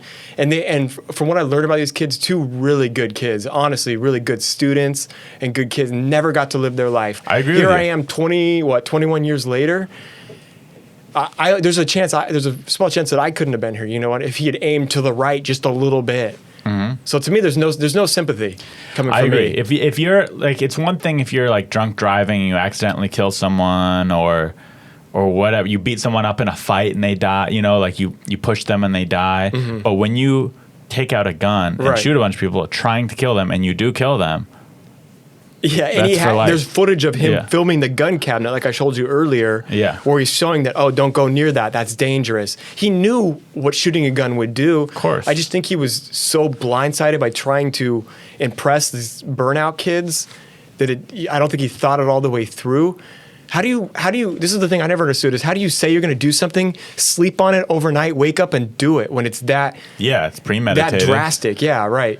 And that's another reason why I don't have any sympathy for him. It's like, it wasn't a spur of the moment thing. He brought the gun and he told everybody he was going to do. He told his friends, which is this is another reason why I know I start talking fast, but I get passionate about it when I talk about this part, because he had friends who knew that he was going to shoot the place up. Those kids, I'm glad, were run out of town. You knew he was going to do this. Everybody thought it was But, firecrackers. See, I that's where I kind of not fully agree with you, because they probably didn't think he was actually going to do it. From what I read and from what I heard, and I don't know this firsthand because I didn't talk to these kids, but they did know. There's footage They of did. them saying, because everybody wanted to be interviewed by the Right. news at this time. Everybody, and I don't know, the kids who told their story didn't know the type of trouble they were going to get in for knowing. So Right. they were spilling everything. Yeah. And one of the kids said, he's like, yeah, I knew exactly what it was. It wasn't, everybody thought it was firecrackers. I knew exactly what was going on. He told me he was going to do it at that time. So he was waiting for it. Right. If you thought he was going to do it, why weren't you next to him making sure he wasn't going to do it? Yeah. So you knew something was going to go down, and that it didn't surprise Man. you when you heard the gunshots. So sad. Yeah, it's crazy, and it's crazy to me. The only upside, the only silver lining Okay. is that he was using a shitty, if it's a 22 handgun, Yeah. he's using that and he only got 2 people, because the way you describe it, if someone had a shotgun Right. or a rifle or a 45, anything, like, you should be able to just pick people off. Like, Yeah, he sure, could have killed yeah. tons of people. Well, he did. He picked a lot of people off in the hall. That's where most of the 13 people that he shot were in that hallway that I was standing in. So you're right. Yeah, I still think about it to this day. Like, wow, how did he not kill more people? Like, and if now that I think about if he it, wasn't 22 a makes fucking sense. idiot, Yeah. he could have done he did do True. real damage, but he could have done Even worse. You're significantly right. worse Most damage. of the 13 he hit, I'd say, maybe even half of them would have had to used a 45 or Yeah. some sort of shotgun. Yeah. Oh my gosh. It would have been so much worse. I guess I never really thought about it till we talked about it just now, but it could have been a lot worse. Yeah, had he used a bigger bullet, had he So had much access to a worse. bigger bullet, Yeah. or knowing how to shoot a bigger gun. But yeah, I don't think. Luckily, he didn't. Yeah. Luckily, he didn't. I do, and to this day, I guess I think about it. I'm not as much as I used to, but I think Sure. about how I still feel bad for the 2 kids who died, because I always feel that if I stop thinking about them, I feel guilty in a way. Like somebody, we need to keep them alive in some way. And I know his parents are doing things, but I think about them and I think about their family, and then I think about how close I was. That kind of keeps me up sometimes, just because you're right. A couple inches. I don't know how close he was. He was pretty close. So It's so tragic and sad, but it's also so interesting. Like, I would love to just know his brain, like, what Right. he was thinking. I would like to. Part of me wants to go back and there are watch those interviews. Right. There's a few more things like that I could probably bring you up to date with, but it might be boring to people listening. But don't I'm think just so. saying the's so I don't much. think it is boring. You don't think we've lost them by now? You No, think people are still I think listening? this is very interesting stuff, in my opinion. I guess because I've talked about it before, that it doesn't have the same impact on maybe as to somebody who's first hearing about it. Also, it doesn't seem like anybody cares anymore. That's what bothers me. Is Cares about the shooting? right. People Well, from San Diego have forgotten. It's not that no one cares. It's sad. The sad truth of it is now you say, "Oh yeah, I was there for a high school shooting," and they go, "Yeah, you and 1,000 other kids, because there's a shooting all Yeah, the but time." not really 1,000 other kids. I would say there's a few hundred of us in the last 20 years that have witnessed a shooting. No, I Sure, agree with thousands you. of kids have but been through now it. there's what I'm saying is sadly why it's not the most interesting story in the world. It is to me, or to a lot of people when they really break it down. Yeah. But there's tons of shootings now. There's tons of psychos going out there and shooting up the country. Yeah, I guess the that's world. true. Yeah, I can see that. So it it's- still bothers me So it's because this was world news. Everybody was getting, not only myself, but friends and other people I knew were getting phone calls from across the world of people asking, because we had family that, far away removed, but that my grandma knew somehow. They were calling over here from Europe. You know, they had heard it on the nightly news, but now nobody talks about it. Okay, so I want to hear what happened after with this guy. Okay, so they took so it was interesting for a while because they. So you stayed up to it until recently. It sounds like. Yeah, up until about 5 years ago or so. Okay, so I think. what? So take me through the 15 years. As far as the shooter is like myself as well. I'll tell you, for me, both. For me, I couldn't go. It was probably hard to go to school after that. We got 1 day off, and then we had to go back to school, which is weird because everybody walked on campus. Did you talk to the news at all? I did once, yeah, because I went to a memorial after the shooting. Must have been maybe the night after. I would like to see that news clip of you. I can't find it. I've looked. Man, that would be fun. I never saw it. Even though it would be really sad, it'd be fun. It would be funny to see me on that. As a kid talking I on agree. camera. I agree. That'd be so fun. But it was me being serious, which is even funnier to me because. Yeah, and of course you can't joke around. Right. That'd be horrible. Right. If you're like, it's not that bad. These kids are being pussies. But any other type of interview you find with me now, it's probably I'm trying to be funny in some way. So to see me serious even back then as a kid, if you find footage of me, I'm probably trying to be goofy in front of the camera. But to see me just in this state might be kind of interesting. So I did do one newscast. I went to one because they had a big memorial in front of the school where everybody was dropping like stuffed animals, flowers, whatever they could in front of the school. And some guy had pulled me aside and kind of asked me, I remember what he asked me. He asked me if I would ever go back in that restroom. And I remember telling him no. And knowing what went on there, I'll never go in that bathroom again. They never opened it up, so I never had the opportunity. I would have looked out of just... I would have too, now that I look back on it. I would have out of just... I don't know. Because I still had almost 2 years to go back to the school and walk by that restroom every day and walk by where the kid who laid with his stomach, I walked by where he laid. To me, it's such a crazy thing. It's almost weird they didn't rename the school. We thought, there were so many rumors. They're going to close the school down. You're not going to go back to school till next year. You're going to go to a new school. Nobody knew what to do because this was new. Mm-hmm. You know, Columbine was really the only one we had to kind of reference until you start going into the ones that happened in the 80s, which were different, you know. But I know that there was the girl, the 80s, or the girl who didn't like Mondays, so shot up the school. I didn't even know about that one. That's a famous one. There was some kids in the early 90s who were like 6th grade, and then his friend might have been 4th grade. They went up on a hill that overlooked a school and shot a bunch of people. You ever heard about any of these? No. Yeah, there were a lot of those. And then it was Columbine that rang the news big, and then us. Wow. So media coverage everywhere. My friend who got shot in the neck had a neck brace. He didn't come back to school for a few months, like 2 or 3 months. And then he came back. He had that. It just became, everybody had been through it, so it just became another thing. Because there were other kids. My friend he got shot in the butt, actually. He came back to school. And we knew so many other kids that had been shot. By the time he came back, it was kind of, we've been here. You know, of course, we were glad to see him. Mm-hmm. But there were 10 other kids that had already come back to school with wounds, you know, on crutches or whatever they had. I remember a couple of them on crutches a few days later. Wow. The kid who got shot in the butt, obviously, because I don't think it was life-threatening. He had crutches. I think he was back the next week. I don't think he came back that week. But then as far as me, I still, if I go to a restaurant, my back's against a wall.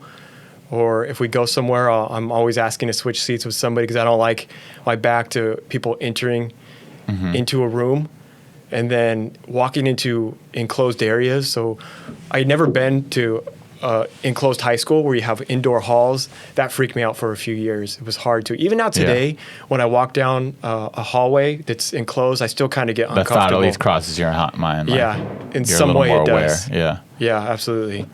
Yeah. And then this kid, I guess, went to jail.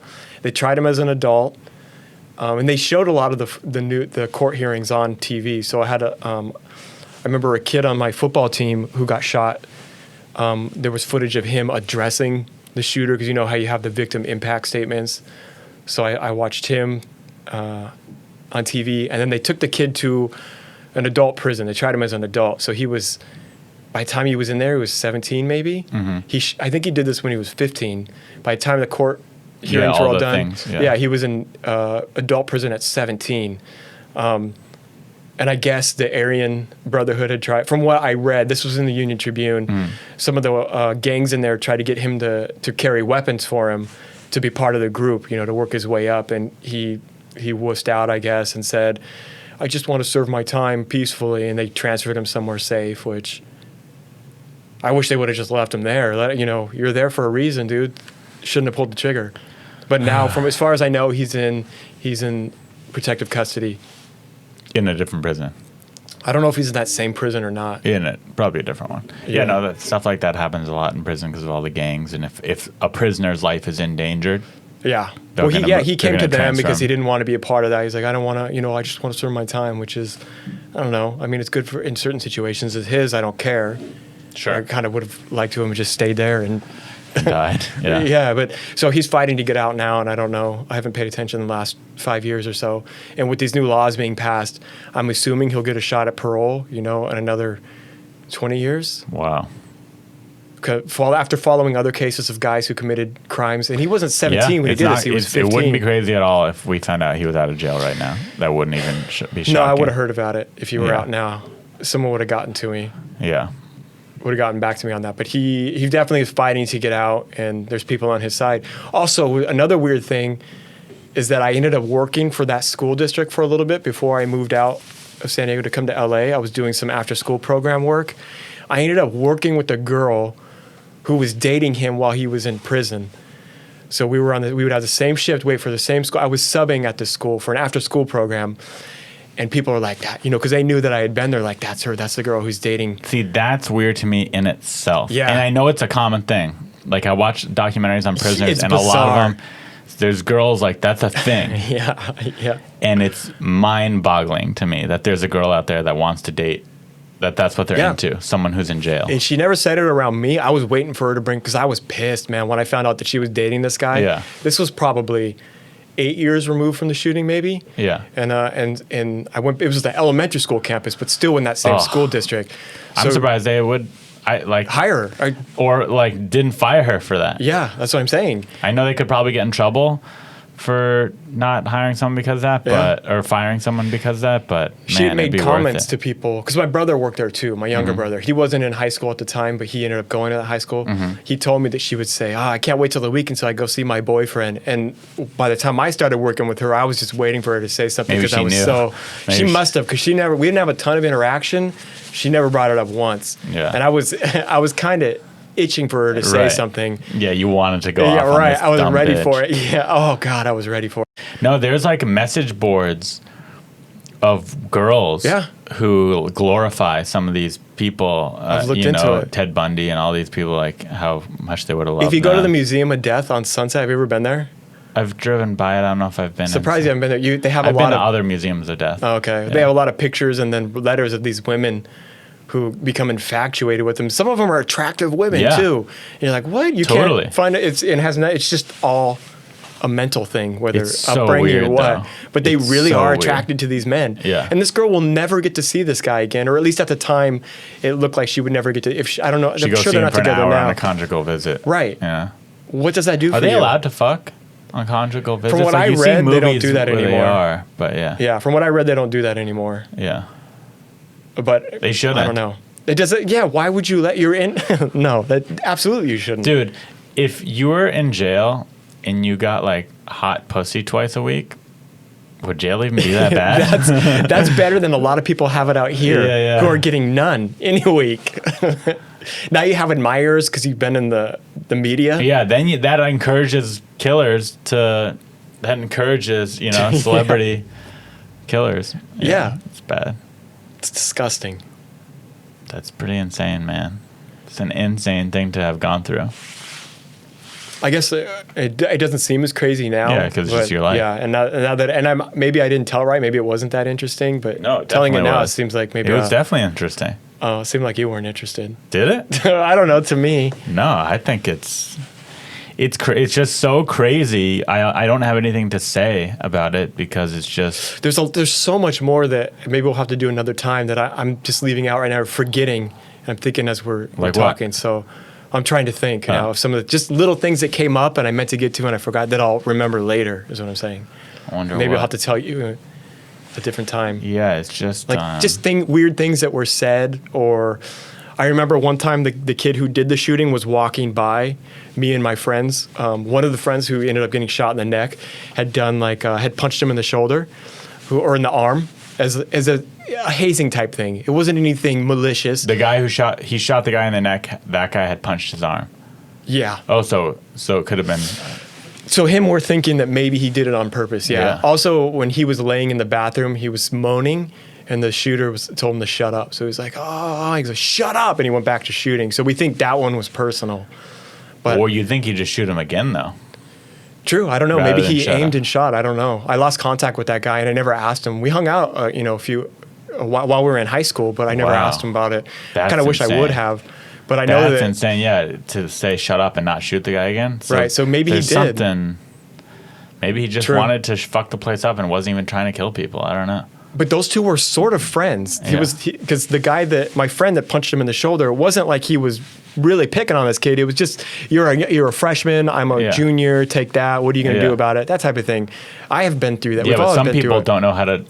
don't know the differences. Could have been. And this guy sounds like one of those people that Could doesn't have know been. how But to then take a joke. but then they hung out and they would smoke after school, so. Weird. As far as and that's from what I heard. I didn't see him smoking with this guy, but I know they So were buddies crazy. and they ran in that circle, They and that's weren't that kind of good what of they did. buddies. You don't do that. You don't shoot a buddy in the neck. Yeah, you're right. I was at the Comedy Store for that shooting. Were you there? Yeah, that night? I was working the OR front. I was right on you top see of the everything that stairs. Saw happened? everything. Oh. But it wasn't interesting like this because it was just a gang shooting. Like it was such a clear cut. One guy Maybe because targeting he had another a guy. target. Yeah, see, this guy didn't, I don't think he had it. Although they said he had guys that he was targeting, and the media did make it into a bullying issue, I really don't think it was that. Doesn't sound like it to me. I think he was trying to, even to this day, if you go back and read, they'll try and push it on bullying. He didn't really shoot any of his bullies, or he would have shot the guys, the burnouts that Or were daring him to he'd do say it. right now, yeah, I was bullied. I didn't like it. Yeah, No, I haven't heard that. It's just a crazy kid who wanted to be a tough guy. That's exactly what I think. Yeah. Right. But then you're saying he shot this kid on purpose. I don't know if that's real I or don't not. know. Maybe partially on purpose. He was there. He Like had his not. back to him because he shot him in the back of the neck. So Yeah. I don't even know if he recognized him. I just know that he walked up because he killed another kid in the bathroom. So, and my friend was laying there next to that guy. So he must have shot them both right there. I don't even know if he paid attention to who it was. Then he went back in the bathroom stall, reloaded, and came back a couple times. I don't remember how many times. At least once, because I know he ran back out in the bathroom and shot again by the time I had showed up. Yeah. And then there's a whole bunch of weird stories about, we had cart ladies who would sell snacks out of cart. She had a heart attack because he was right next to her cart. She ducked down, and that lady I ended up moving, my parents moved next to her years later, and so I still see that lady. She's still alive. Wow. She's a bit older now. It's weird to run into them now and Do see you how they are. think that the shooting experience kind of traumatized you into liking fucked up Like they say that every comedian's kind of damaged, right? I think That's the thing that's in said. well, the thing about this, all of my sketches have to do with death or suicide. And I don't even plan it that way. Just tend to. I don't know. So yeah. So A couple years to- after that, I got. I think that traumatized me. And then a couple years after that, I was robbed at a drugstore I work for. I think that kind of. you were working behind the counter and got Yeah. robbed? Like gunpoint? Yeah. Whoa, I So I didn't know think that about you. those two. And you were just like, situations yep, sort take of- whatever you want. How'd that go down? Kind of. That's a whole different story, though. We can do another podcast. This I don't know more. podcast. Do you really want to hear it? Yeah. I'll do it, the short version. Okay. Is it where this was when Long's Drugs was still in I California? know Long's, yeah. Now They're not in it's- California anymore? There's CVS now. Oh, that makes sense. Okay, so it was Long's drugstore. So I remember we closed at 10, but my shift was 9:30 that night, and I was getting ready to close up. I was closing up photo, and then the front of and Long's were small. They weren't that big. Right. So it was a condensed Walmart type thing. And then they had the checkout counter. So it was a checkout girl, there was me in photo, and there was maybe one or two other people in the back. That was all in the store, and the store was empty at this time. It was in El Cajon, across from Fletcher Parkway. You know where that is? Mm-hmm. So it's just all commercial type buildings, so nobody around at that time. And they had obviously been scoping the place out because as soon as the lady at the cash register went to empty out the lotto drawer, the lotto machine, the guy ran in. He had a mask on, and then 2 others that had masks on, and So they it put was the a gun. 3-man. Right. Well, it was 2 guys and a girl. Oh, weird. Yeah, the 2 people who didn't. I don't know if they Probably had guns on them junkies. or not. They might have been. have They been. look young. They look like high school kids, maybe Wow. even freshman high school. But the other guy was close to 30, somewhere around there. The guy who did the robbing. So he walked in with the gun, and he held her up, and he said, "Get on your knees." And then the girl yells, "Oh, please don't hurt me." So he brought her over to the cash register from the lotto machine, took that money, and I happened to be standing a little ways away, kind of watching what was going on, and I froze at that moment. Part of me, I could have ran out the door. I was close enough to the doors where I could have ran but out. see, that's just like he might shoot at you, or who knows? No, that didn't cross my mind. What crossed my mind was if I leave, he's going to take it out on her. So I didn't. The other guy, within that split second of me being able to run or staying and running towards the crime, I just sort of stood there not sure what to do. The other guy came and grabbed me by the shirt and pulled me over to where the gun was. So I could have ran. I definitely could have. I didn't. I think I was worried about what was going to happen to the girl. Yeah. But it happened so fast. Yeah. And then the guy grabbed me. He pulled me over there, and he brought me to the guy with the gun. And he was trying to get me to open. We had a big safe, which is stupid now that I think about it, in the middle of the store. Yeah. A giant Dropbox safe. And that's Weird. where we kept all the money. Like literally out in the open. Yeah. That's It was weird, right? And so he brought me over to that. And you're like, I don't know. Yeah, I don't know the combination. He kept trying to get me to open that. And the other girl was on her knees, like I guess the way you would set up for execution style, facing away from us, so she couldn't see what was going on.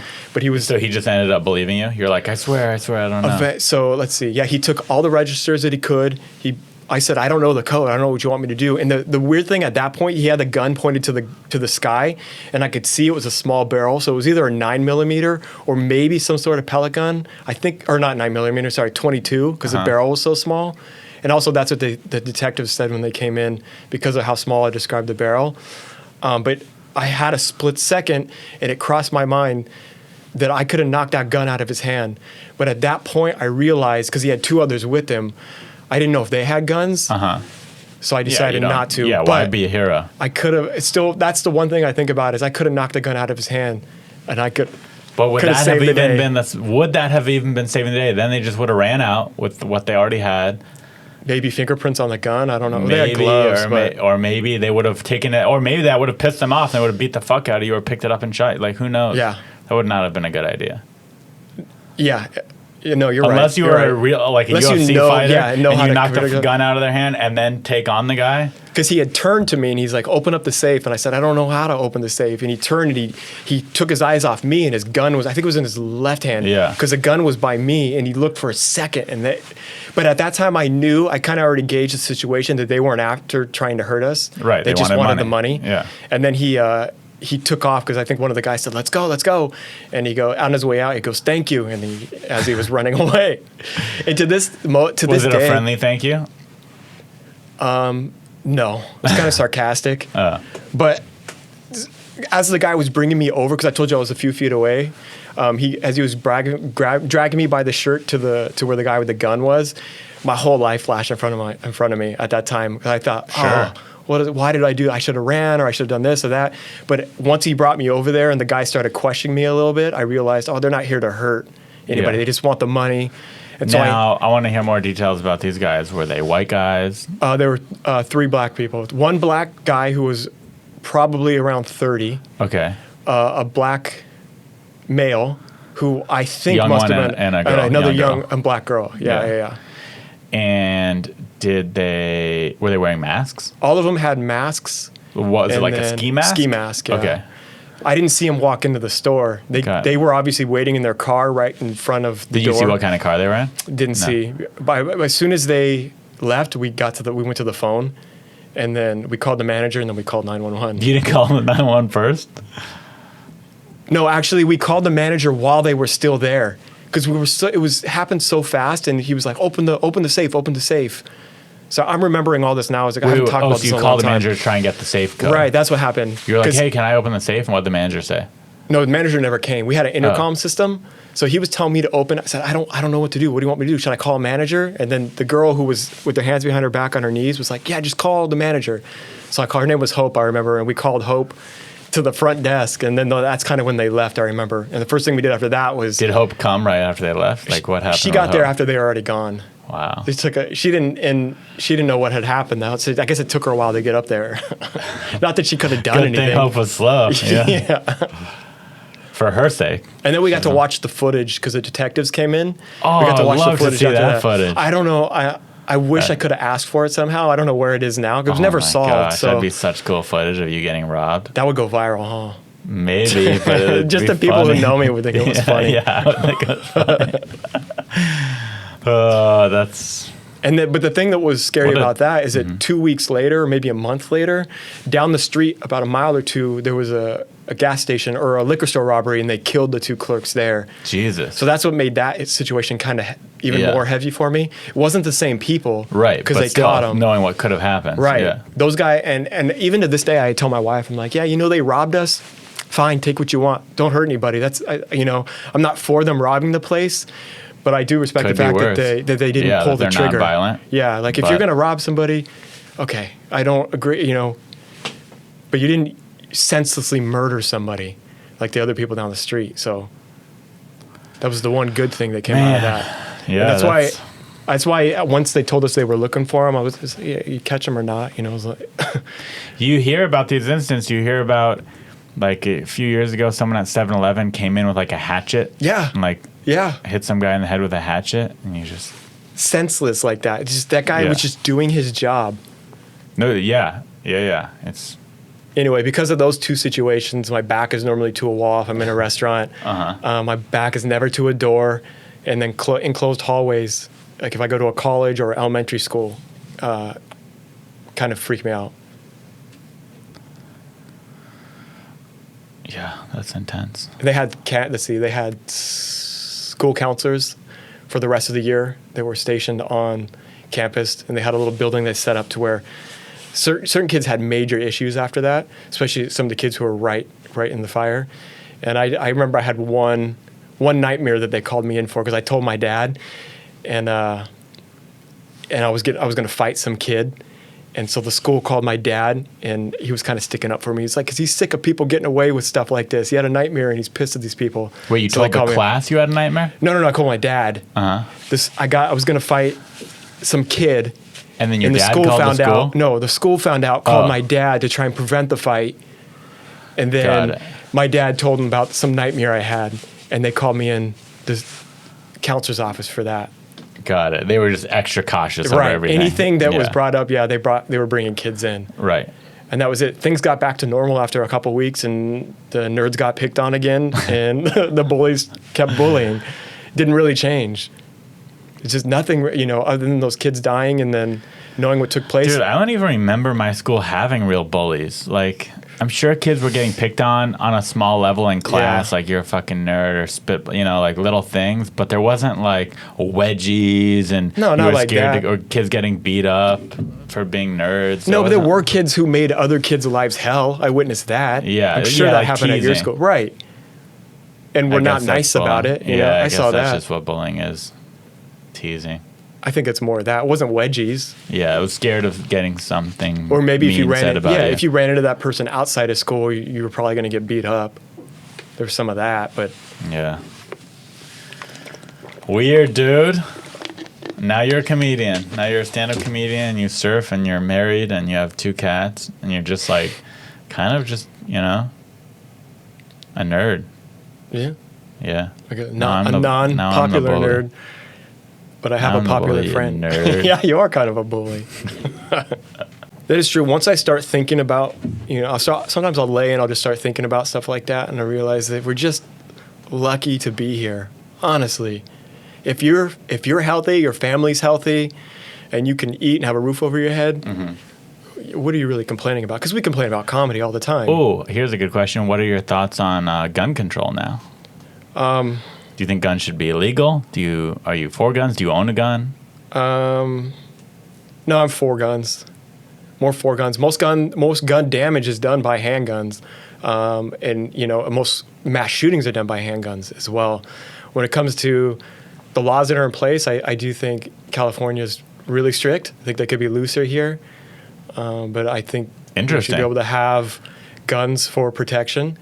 And then the whole argument of assault rifles is I don't know where I fall on that exactly. I get both arguments. Yeah. I understand it, and I understand that an AR-15, because AR-15 is what they're normally talking about when they say assault rifles, because most people assume AR-15 stands for assault rifle, which it doesn't. No. But there's such a weird, I don't know where I stand on that, because they can do a lot of damage, and I've been in situations where, had somebody used an AK or an AR-15, things would have been, like we were talking about, would have been much different.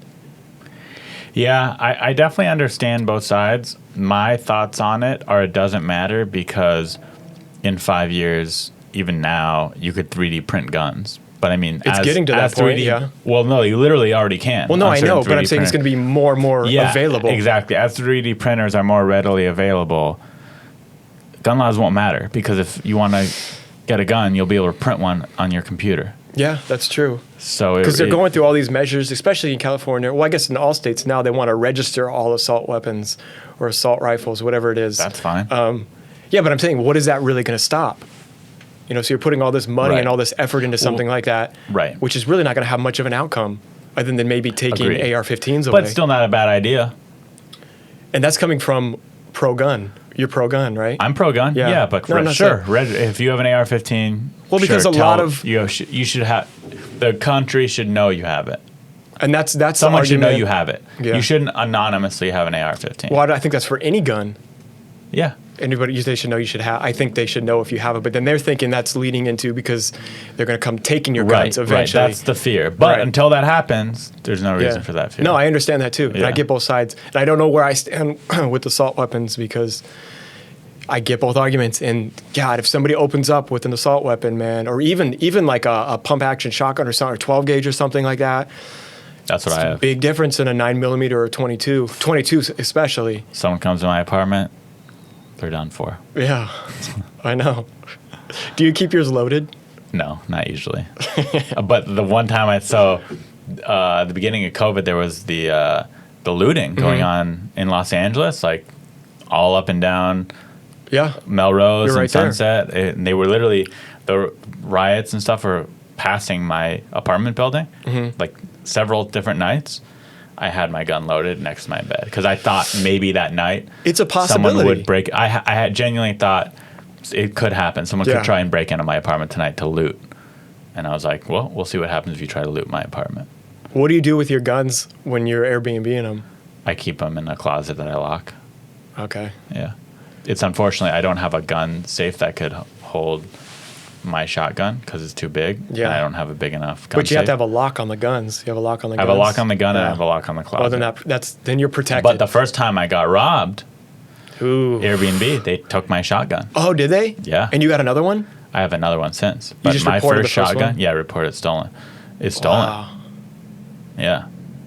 Which is pretty scary. I think that the gun scary. that I bought is now out there on the streets, undocumented somewhere, for the most part. I don't know who. I have no idea where. That's the other part is that so you say you would ban assault weapons, they're still out there because criminals aren't buying their guns illegally. Yeah. It's maybe you're gonna stop some freshman in high school taking his dad's gun, which is good, sure. Well, not really, because if he owns them legally, it's just registered. That's all. You can still have them. But it is sad that freshman took his dad's gun. Like, I would like to think that if I ever have a kid, he won't be able to get to my gun. Even if he knows where it is, like, I'm going to keep 15. It locked away. I think he can figure it out, By that if you time, have a gun safe and your kid doesn't know the combination of the gun safe, they're not figuring it out. God, imagine having a kid and being that suspicious of them. I mean, because most parents and most kids aren't going to do anything. Sure. That's hard for the parents who have taught their kids right and obviously don't have a mental issue like this kid did. Yeah, you just don't think about that stuff. What about automatic weapons? Should we be able to own those? I personally think we should be able to own any weapon we want. Any weapon? But I know that's, a lot of people are going to be like, why would anyone need an automatic weapon? Yeah, no, I get it. I mean, it sounds crazy when you say it, but it's like... Well, most people... For a couple reasons. One reason, they're fun. Yeah. Going out in the desert and shooting shit with an automatic weapon would be a fun time. Sure. Another reason that this makes you sound like crazy, but you don't know what the future holds. You don't know, what if this pandemic gets way worse and there are people attacking your house or where you live and your loved ones and you need a tiny militia in your home. Like, that sounds like a crazy thing to say. Yeah. But no one knows what's going to happen. That's true. But then it could happen. It is crazy, but it's also, you never know. And I would much rather be prepared or have the ability to defend myself than, well, I can't get an automatic weapon, I'm fucked. Sure. Yeah. No, I agree. And there's such a loophole because of the Second Amendment, The Second Amendment gives you the right to bear arms, but also back when they had muskets? Things have changed drastically, So it's so funny, both sides of the argument. Anyway, I don't know about automatic, but definitely I think you should have assault rifles, because bad guys have them. I do think they should be registered. In my van, when I got it. I was going to ask you that. The first thing we found, there's this little gap that's in between the floor and the stair on the passenger door. It's perfect for holding a rifle. Yeah. And I saw it and I was like, that's a gun box. That's my gun box. Oh, that's what I was going to ask you. So you are going to carry a gun with you? Yeah. You should. Yeah, I think I should. Legally, be able it has to be. First off, being in a van is more dangerous than being in an apartment. It's Sure. You're more out in the open. And secondly, I plan on going into the wilderness with it. I want to go on hunting trips with it and stuff like that. You're going to go hunting with a 12 gauge? No, I'm not. My 12 gauge is going to be my apartment gun. Oh, okay. And I'm going to put an M14 in my van, a Ooh. rifle. Okay. Let's go shoot it sometime. We could shoot my shotgun anytime. I got What that. range do you Shooting go a shotgun is the most fun, in my opinion, the most fun gun to shoot. Right, every agree. gun is fun to shoot. Right. But getting a best bunch is- of bottles and just shooting with a shotgun, or getting a skeet trap shoot Yeah. thing that shoots the clay disc up in the air and shooting it, the most fun. When you go to somewhere like Texas where you can just set up and shoot, that's the best. Where you can put up your own targets or the bomb targets where you shoot them, it has the powder and they explode. So but fun. I always wanted to go to a place where they have the guy that pops in the window and he's like, reach for the star, and then they peek back, what the old officers used to use. I don't even know what you're talking about. Well, I saw it like an old revolver that he holds up to someone. Yeah. Got it. And they have the little silhouette targets. I want to do that. Yeah, anyone I know who's super anti-gun has never shot a gun. Has never shot a gun and does not know much about him. Yeah. If you Right. talk to anyone who's super anti-gun, for me, in my life, in my bubble, It's been my experience in my too. bubble, I've never met someone who's like, yeah, I used to shoot guns all the time, but I hate them and they should be illegal. Never met that person. No, I haven't either. Yeah. People who have grown up with guns or learned gun safety from an early age, they tend to pass it on. Yeah. It's not the other way around normally. You know what I have found to be a lot more dangerous than owning a gun? Owning a table saw. Sure. You ever use a table saw? That Yeah. spinning blade is sketchy as That's fuck. dangerous. Using a cheap jigsaw, that's dangerous. And You could not lose to a mention, finger. to get a gun, you've got to go through not only the background check, which you can say what you want about it, but you do have to take the gun safety test, so you know Gun at least safety test, basic background safety check, rules. there's a waiting period. Yeah, you have to really want it. You don't have to do that with a saw. Or, you know what I mean? A power tools. You can't just go like, I want to kill this guy. I'm going to go get a gun from 7-Eleven and kill the guy today. Like, Correct. you have to go to the gun store, buy the gun, wait 10 days for a background check, get the gun. It's a big... And especially now, because everybody wants guns, so it's not even a 10-day waiting period anymore. It's much longer. Right. And then to even get in and buy a gun, It's probably faster to get a gun illegally. 100%. Yeah, Say you don't know anybody in street life, right? You and I just say, I could probably go find one faster. You'd think, I don't know this to be true, but if I wanted to get an illegal gun, you'd think we should go to like Skid Row or, some shady tent city. You could do it that way, yeah. In LA, and or you just go to start your asking shadiest around. friend. Or Go to your shadiest friend, ask you, hey, go to and then whoever ask you buy him. coke from. Whoever you buy coke from, go and say, hey, how can I get a gun? But then you got to go further. Ask your shadiest friend for his shadiest friend, and you go to that guy. Right. That's how you get it. Oh, smart. Smart. You just go down the shady Yes. wormhole. That would be a fun mini documentary, not buying an illegal gun, but just trying to get to the shadiest person you can. That would be. It'd would be so fun. dangerous, but it'd be fun to watch. It'd be entertaining. Knowing the people just in the comedy world alone, I think that we could hit it real fast. You think if we really wanted to, could we get a gun tonight, an illegal gun? By midnight tonight, it's like 6 p.m. right now, 5:30. Yeah, I think so. By midnight, wait, by midnight, maybe not.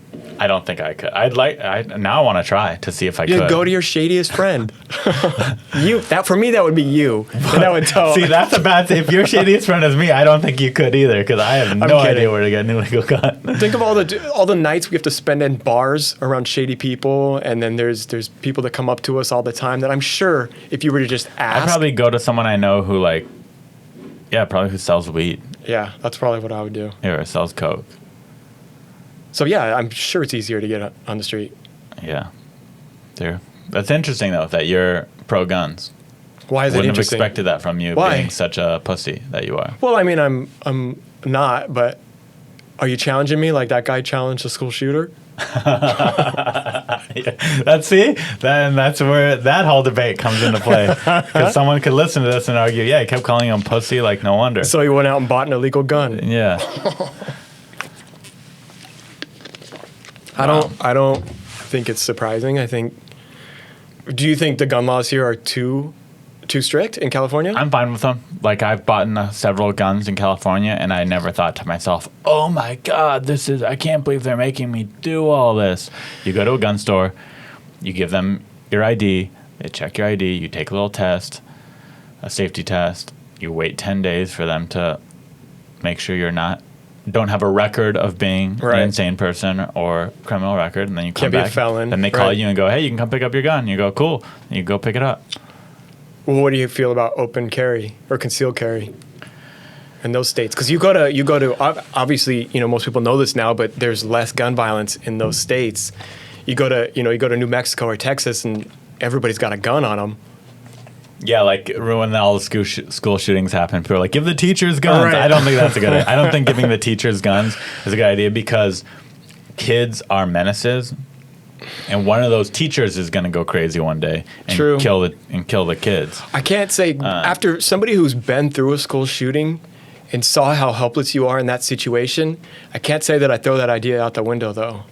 Well, yeah, because it's easy to say, well, imagine if the teachers had guns. Right. That would never happen. But I don't know. I just imagine me like torturing my teachers as a kid. I was like a rambunctious class clown that did not give a fuck for authority and did not respect adults' children relationship at all. Like I've made teachers cry. Like literally, I've made like 2 different teachers cry. A substitute and I'm not teacher. saying that I'm good. Like, I'm not proud of that. I kind of am a little bit. You but I'm are. not, You're bragging. But I'm not like, whatever. I'm just saying because it's true. So I just imagine like I wouldn't want those teachers to have guns when I'm making them cry. But what about this? I'm just throwing this idea out there because it crossed my mind. But what about having a gun in the office accessible by maybe 1 or 2 people who are trained?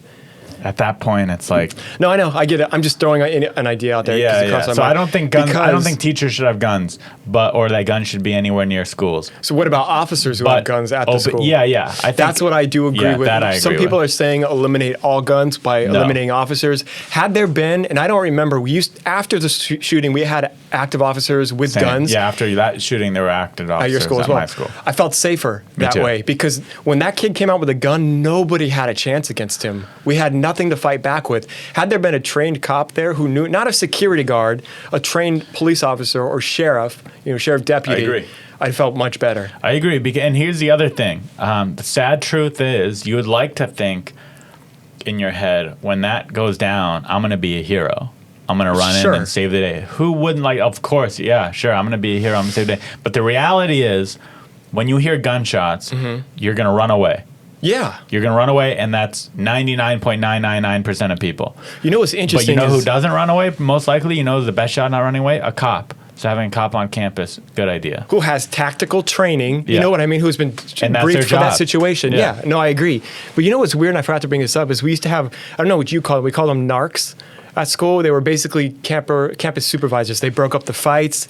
They were police officers, basically. They were people like going in disguise type. No, they weren't actual cops. They wore like I don't shirts. think I had that. They were called narcs. They were school security, basically. Were they literally like their job title was a narc? I think. Or that's just what the kids what we them. called them. Right. I don't even. I never even took the time to learn. But they were security, so they broke up the fights. They See, I went to a school where Wow, that's so the different. biggest problem at my school was like rich kids who got too much Oxycontin. And that was probably rampant where you're from, because I know that happened a lot in I some of those heard communities. about it a lot. Like Oh. you hear, oh, Torrey Pines, there's pill problems and high-end drugs, but Yeah. not in my group of people. Well, I did want The to say most this. I would hear about at like a party, people would pass them around, but I never saw like a rampant pill addiction issue. I've had some that friends I who witnessed. grew up in that, or not grew up, went to school around that area that said it was just everywhere for the rich It kids. was accessible. Like Okay. you, if I wanted to get Oxycontin, I could do could have it. gotten it. Okay, But I didn't. I guess it's because I was too innocent and it wasn't in my friend group. sure. But I didn't know anyone personally who was openly addicted to Oxycontin. It's like, oh, that guy's got issues. Let me say this before I forget about that. The narc. We had these narcs, and everybody, they were normally bigger guys. I think that were looking to be police officers someday. Anyway, during the shooting, when I was running to the parking lot, I remember one specifically running to the gunfire. So you're talking about people, 99% of people run away. I remember kids running, screaming the other way, and yet I see a narc specifically running to where the shooting is happening. That's brave to me. That's a hero. It is you know what I brave. mean? Yeah, totally. So having something like that on campus also helps. But he even there was an interview with some of the narcs. One of them got shot. Not the guy I saw running towards the gunfire, but another Uh-huh. one. And there were news interviews with those guys, but they didn't have guns, so they were could only help so many people. Right. But so yes, I do think a police officer, a trained police officer on high school or junior high school campus is what I believe it would be the answer. Yeah, I agree. I think most high schools have a cop on campus now. Yeah, I think so. But I know they're trying to get rid of it too. Oh well, yeah. Defund the whole police. Right. Shit. Yeah. But that's one thing I definitely believe That's insane. Defunding is- the police is the most insane shit I've ever heard. And I agree. Statistically, Yeah. It's like restructure the police. Fine. right. But if anything, we need to give more money to the police. Yeah. Yeah, because the neighborhoods that have the most. Eliminate racism from police. Okay. Oh, yeah, I'm on for board with that. that, 100%. Sure. Uh-huh. Absolutely. Eliminate racism from everything. All on board. But Yeah. Yeah. Anyways, You're a bully, and that's never going to change. thanks for doing the podcast. No, thanks for having me. I think Do you think our listeners are going to hate me? no. I think this is pretty engaging. So How I many- mean, it got really serious, which this podcast doesn't always get that serious. Yeah, I'm surprised having. But it's any type of interesting. I don't know serious how conversation anyone with you. could not listen to that school shooting story and not be engaged. Because I watched it. It's I an saw your engaging social story. media the other day where somebody called you a name and you had a follower send a message to him. I think that's cool. On your Instagram, I don't even remember. it's somebody must have said something to you negative in a comment. Oh, there was a guy talking. Yeah. So I think that was awesome. a fan after a show said Ari sounds like a bug. And then he Okay. goes, Ari Mannis, that sounds like a bug. It was like a Southern guy after a show, but he was actually not trying to insult me. Oh, He okay. was actually a fan. He wrote it online or said it to you out He loud? made like a story. Okay. And he goes, I just watched Ari Mannis. He was hilarious. Ari Mannis sounds like a bug. And then it was another Southern Okay, guy I see. who goes, you don't call Ari a bug, but there was no negative. Okay. I like Yeah. that. But yeah, all right. Well, tune in next week and I'll interview another cool guy or girl. Maybe somebody more popular since I'm not popular. Yeah, but popular kids don't have school shooting stories. Peace. You're listening to Unlicensed Unlicensed Therapy with Ari Mannis.